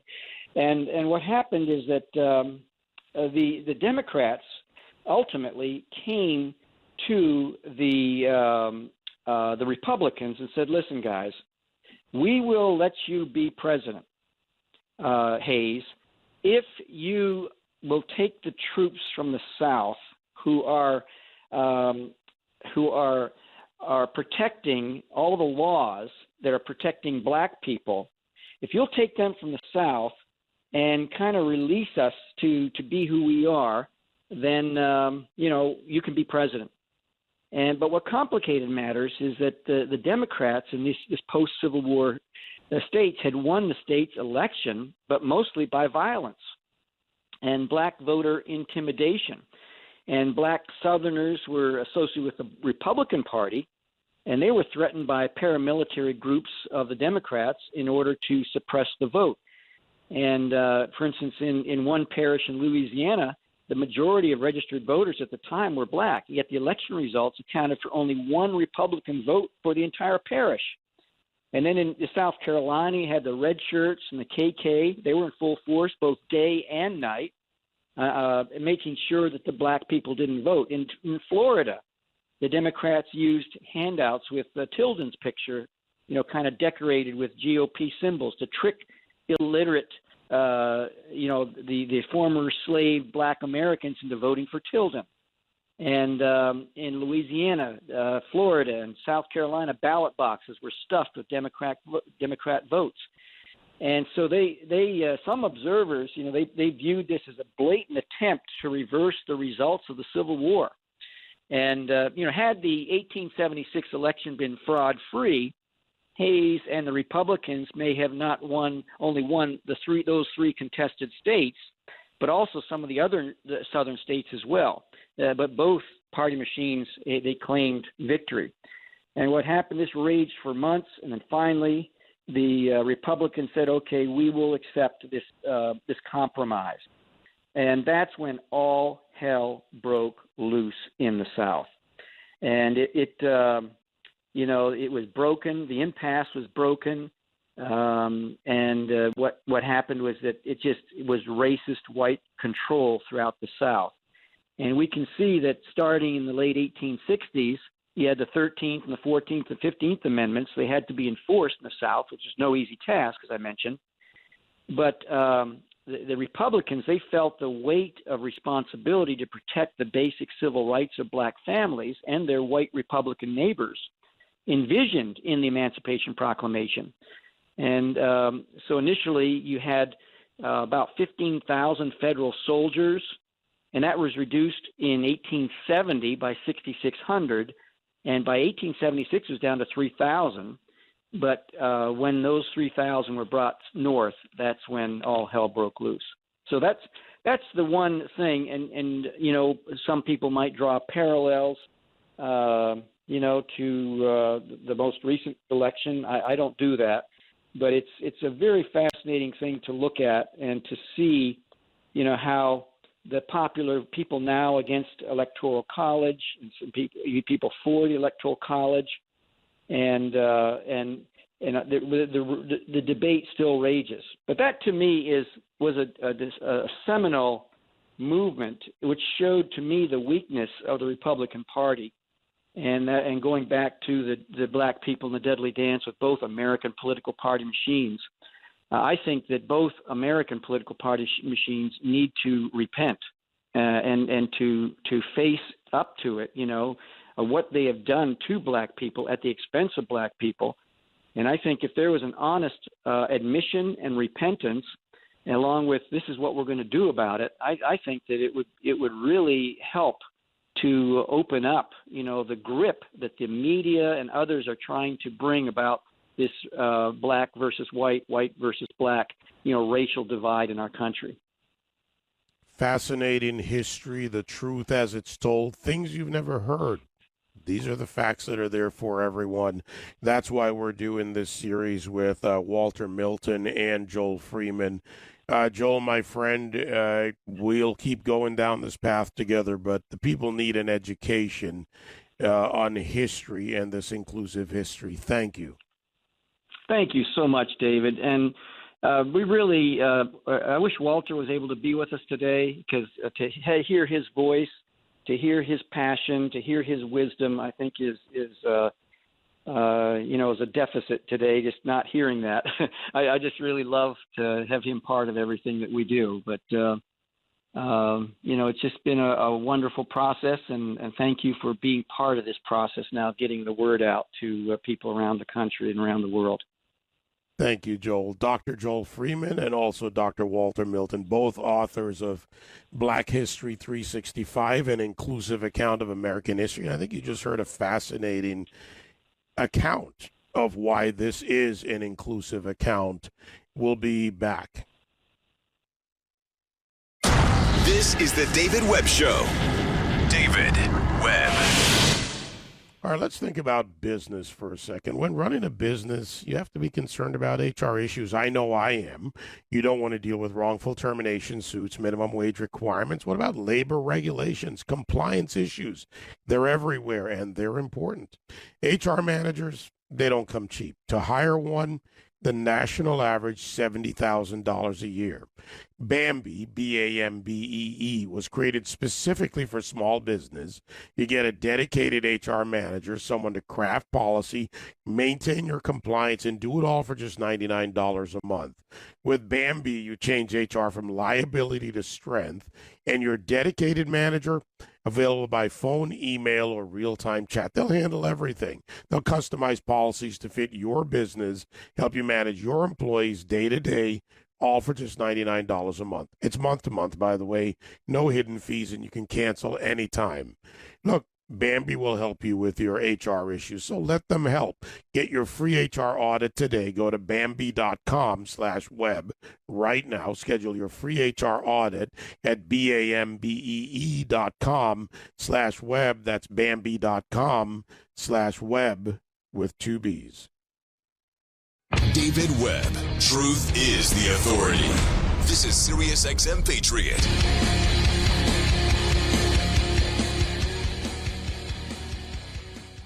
You know, I don't know about you, but without drawing any parallels to today, there's a lot of parallel to today in that the second, call it the second part of our interview. I know it went a little long for everyone listening, but, sometimes the host gets lost in it, and I wasn't bored. I hope you weren't. But the Hayes-Tilden election, what followed? What did any of you ever hear that explained in history class? And the history of the Democrats versus Republicans then. Think about that for a minute. It'll be available in our podcast playlist soon enough, but share it. Again, the website, bh365.org. 866-95-PATRIOT, 957-2874. Let's see here. Sean in Idaho. Go ahead, Sean. Hey, Brother David. How are you? All right, man. I got to tell you, everybody can learn something every day, but to have Joel lay out that Hayes-Tilden election and Democrats versus Republicans, the deals were being made, the compromise, the results of that. I mean, this is why we're doing this. This is why people need to learn history. Yeah, I was fortunate growing up in Idaho. My mother was so careful to teach us the truth about our past, and I always thank her for that. She was a wonderful woman. She's been taken too early from this world. But what I wanted to call about was I've always been a constitutionalist. When I decided to register to vote when I was 18 years old, I registered as Constitutional Party because I was mad at the Democrats, mad at the Republicans. But I always vote Republican because there's not a lot of constitutionalists running for, big office. But I've noticed something. I've got some of my best friends are Asian, Hispanic, Black, Pacific Islander. We just don't care what each other's skin color is. We all shoot guns, and we're a bunch of rednecks out here anyway. It doesn't matter what our color is. But I wonder if there's, maybe this book or this educational series will help more Americans realize our similarities are more important than our differences. I think it does. And I've seen this evidenced by not only people who have given me feedback, the project overall, and the educators that are really paying attention, and even from those that have the Texas edition, and there's next editions coming. So this is, a series in the first part on this book, but there will be the other book coming in the fall. So there's a long way to go here. I think it will help because you either choose to ignore it. Yeah, you can choose to ignore it, but the facts are the facts, and they're in the center of the table. Absolutely, and I'm really enjoying this series. I mean, I hope this goes all year long. I really do. At the rate we're going, it will, because this is every other week 10 units. Then when the next one comes out. But, if we don't do this, who will? Look, we have the support of some great people out there that will pick this up and run with it. Some already have. Sam Sorbo for the homeschoolers will be doing her part soon enough. We're going to have Sam in on this, working on getting that set up for her. We've got to get this out as much as possible, and you'll see more coming, Sean, from Choice Media. There are partners in this effort, and also because they're a nonprofit that works on education and keeps education messaging and policy alive for everyone. We're going to donate to them, so we'll announce our first donation soon, and that comes from all of you out there who buy the book. Absolutely. Well, I'll be waiting to buy the next book. I can't wait. Thank you, David. Really appreciate what you do, and keep fighting Goliath. All right, Sean. Thanks for the call. Ernie, Pennsylvania. Go ahead, Ernie. Good morning, David.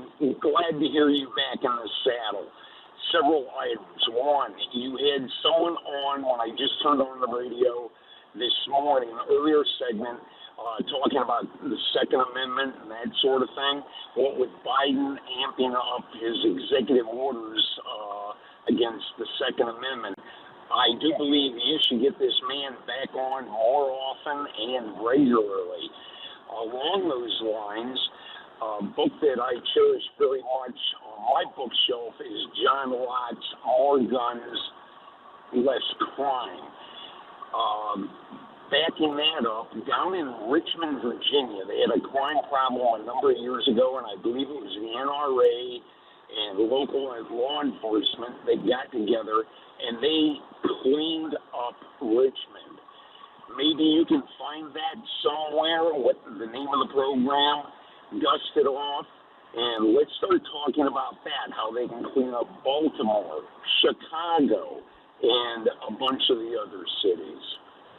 No, we need to. Ernie, I'm glad. I'm having a little trouble hearing you, but I wanted to make sure. But if you're in the wrong area, the cell signal probably gets you. So I'll let you go. But to your point, Ernie, and thanks for the call, we've got to go to ground on this. The foundation of how a criminal isn't necessarily born a criminal. Matter of fact, I would say a criminal is not born a criminal. And rather than this argument over nature versus nurture and environment, are there bad people? Yes. Do we know all the reasons? No. But people go into criminality or they commit bad acts or criminal acts. They may not even think they're committing a criminal act. Look, that exists too.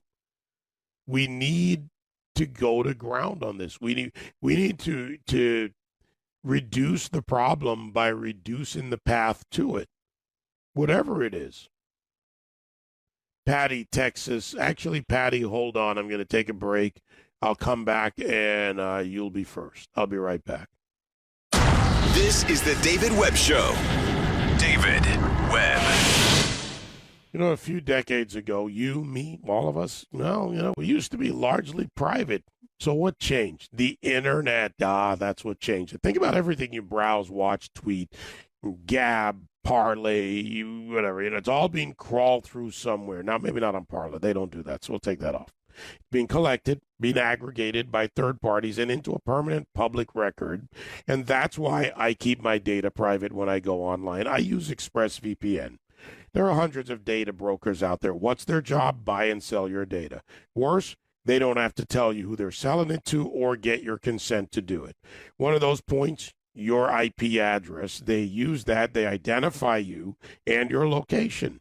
Then they sell it. Now you get all the ads. You get all the offers. ExpressVPN reroutes my connection through an encrypted server. My IP address is masked. That makes it difficult for third parties to identify me and harvest my data. Best part, how easy it is to use. No matter what device you're on, laptop, phone, smart TV, all you have to do is tap one button to get protected. So if, like me, you believe it's your business, secure yourself. ExpressVPN is the #1 rated VPN on the market. So go to expressvpn.com/web. They'll give you 3 extra months free. That's expressvpn.com/web, expressvpn.com/web. David Webb on the juggernaut of conservative talk. This is SiriusXM Patriot. 125. All right, let's go right to it. We'll get to the lightning round, maybe a couple closing thoughts, and as promised, Patty in Texas. How are you, Patty? Hi, how are you? Doing well. I learned something new today. I always do anyway, but sometimes it's just... And it was really great, and we appreciate that was a good bit of knowledge. Thank you. So what's on your mind, Patty? Well, what's on my mind is probably as so many, very upset with what's going on in our country, and the curiosity of if with what Biden is not doing, could he not be in trouble for dereliction of duty because he doesn't fulfill his obligations? He doesn't do what he's supposed to do as part of his job. So isn't that against our law? Well, he can, the administration can violate law. They should be challenged. David Webb on the juggernaut of conservative talk. This is Sirius XM Patriot 125. All right, let's go right to it. We'll get to the lightning round, maybe a couple closing thoughts, and as promised, Patty in Texas. How are you, Patty? Hi, how are you? Doing well. I learned something new today. I always do anyway, but sometimes it's just... And it was really great, and we appreciate that was a good bit of knowledge. Thank you. So what's on your mind, Patty?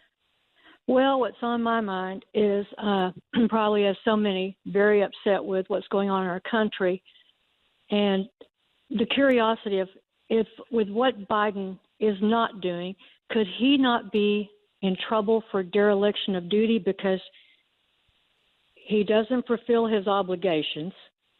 He doesn't do what he's supposed to do as part of his job. So isn't that against our law? Well, he can, the administration can violate law. They should be challenged and taken to court to overturn that violation, executive orders or otherwise. That happened a lot during the Obama-Biden years. Politicians, well, they get to lie to you, but they don't get to carry it out unless they're unchallenged. As far as the Biden dereliction of duty, there isn't a charge for that, but there is impeachment in the House, which is more political, and then the trial in the Senate for removal. The Republicans would have to take the House and the Senate, and even then, while I might have a little more faith in the House if they had the cojones to go after Joe Biden for his violations, I doubt if the Senate would do it. But you never know. I could be surprised, Patty. Well, we just hope it all gets better. I think everyone is pretty well disappointed and not feeling like we know what to do. You feel like we all are talking, that we're all upset, and this and this and this, but nothing ever seems to get done. It's just such a frustrating situation. Well, it is, but there are things being done. There are state legislators taking action. There are Supreme Court fights underway. Mark Brnovich, the Arizona ballot harvesting case, very important. That decision comes sometime in June, I believe, or expected to be in June. What the Georgia legislature did, other state legislatures taking up similar measures, and organizations that are working to advance the America First agenda. And you'll hear more from President Trump in the coming months on that. So we're down, but we're not done. Mark, Virginia, lightning round. Go ahead. Hello, Mark. David, are you there? Yeah, I'm here, Mark. Go ahead. Hey, good morning, David. Thank you for taking my call. I guess I'm very blessed. A lot of that stuff on that last segment, I actually learned growing up from some excellent history and civics teachers. So I thank them for that education, and I thank you for providing that information to everybody else, because what the governors in this country really need to do is they need to go ahead and have their civics classes and history classes do a history of the DNC and the RNC, so people can form their opinions based on the actions that those organizations have taken. That's not why I called today. Sorry for sounding off on that. What we need to do is conservatives need to reframe the debates. That's the political correctness. We're losing the debate before we even have it if we let the left frame it. If you go out there and you kill somebody, they're going to call you a murderer. If you go out there and you rape somebody, they're going to call you a rapist. If you go out there and rob somebody, they're going to call you a thief. Well, we need to call people what they are because that's what we do to fellow Americans every day. Look, border jumpers, they're not illegal immigrants. They're not undocumented aliens. They are what they are doing. They're border jumpers. The same thing with this gun deaths. Look, I feel for anybody that loses somebody to gun violence. Don't get me wrong. But no more thoughts and prayers. Our only responses should be more guns and or another armed and trained citizen could have changed the calculus and saved a life, period. Don't even engage in these debates where it's a strong argument. They're just trying to, pluck us off. Like, tell them what it is. Call it for what it is. And if they can't go ahead and call them border jumpers, then tell them don't call murderers, murderers, don't call rapists, rapists, and don't call thieves, thieves. If you're not going to instead of softening the language or changing it, look, they're illegal aliens, which is even what it says in U.S. code. It's been there forever. Very clearly put. The idea of undocumented is a softened way of saying it to make it seem as if, they're just missing a few papers. No, they've broken our laws, civil and criminal, in some form, and that makes them criminals. Thanks for the call, Mark. Let me get a couple more people in here. Ray in Michigan. Ray, how are you? Okay, thanks for the call, David. Hey, you answered about half of my question there. I was wondering whether or not, because you're a president, you're immune to the laws and your family and that of the land. Well, would the Supreme Court, can't they step forward and say, hey, this isn't right, you can't do that? I think all they are is a bunch of scarecrows waiting for a job out in somebody's garden or something with their black robes. Well, they can't step forward unless it's brought to them, and that's the beauty of our system. But the Republicans in this case, as call it the loyal opposition, or they should be the loyal opposition to this president's, where they are clear violations of law. And that's an important part because we don't want to turn it around and make it a political structure, but a legal one, where Biden right now, the Biden administration is in violation of law. For instance, where they're holding children longer than 72 hours. That is a clear violation. Republicans should be taking the administration to court. It would go through the process, probably circuit appeals, I guess, next. They vary, or fast track to the Supreme Court. And that's where the court can weigh in because the law is as written.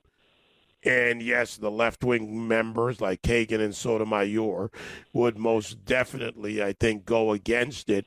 But even the others might turn around and say, hey, look, that's what's written and you can't do it. So that's what they need to do. And, I repeat it all too often, sadly. But politicians get to lie to us. We choose to either accept the lie or not. Russ, Washington State. Let's wrap it up, Russ. Go ahead. Okay, so I'll try to make this quick, but I heard, I'm out of Seattle, heard on the radio yesterday, they did a, mainstream media brainwashing, said 50% of conservative men won't get the vaccine, and it's Trump's fault because he didn't back it. Well, Trump is the reason for the vaccine. Now, my next point is, how do we bring conservatives and liberals together on one platform? Because neither one wants to listen to the other one's side. I listen to the liberal radio that's local all the time just to kind of hear what they're saying, and it's disgusting because they just brainwash people and they twist everything however they can. And I have an idea how to do that.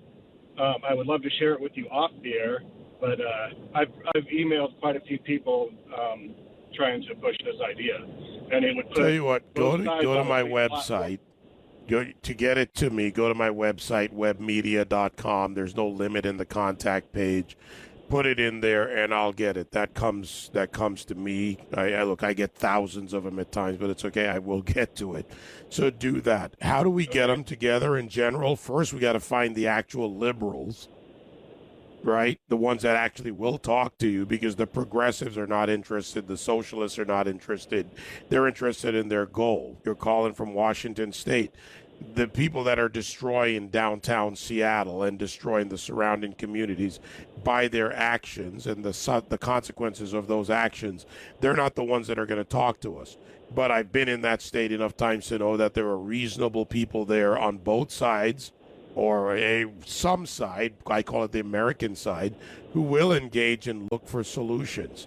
So first we have to identify them, and then you know what, even just based on this past week off and running into people and talking with them, you know, talking after a while, you might get a hint that someone's not exactly a Republican, or you're not sure if they're a Democrat.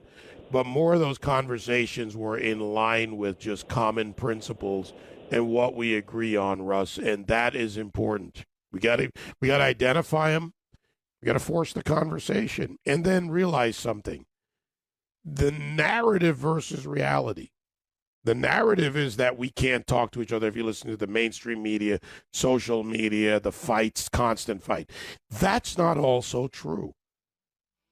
More Americans are willing to engage, debate, disagree, or agree, regardless of party. So we have to beat that, because they're winning by telling us we're that much at conflict with each other. All right, that's going to wrap it up for me today. Andrew Wilkow, he whose arguments cannot be broken. Next.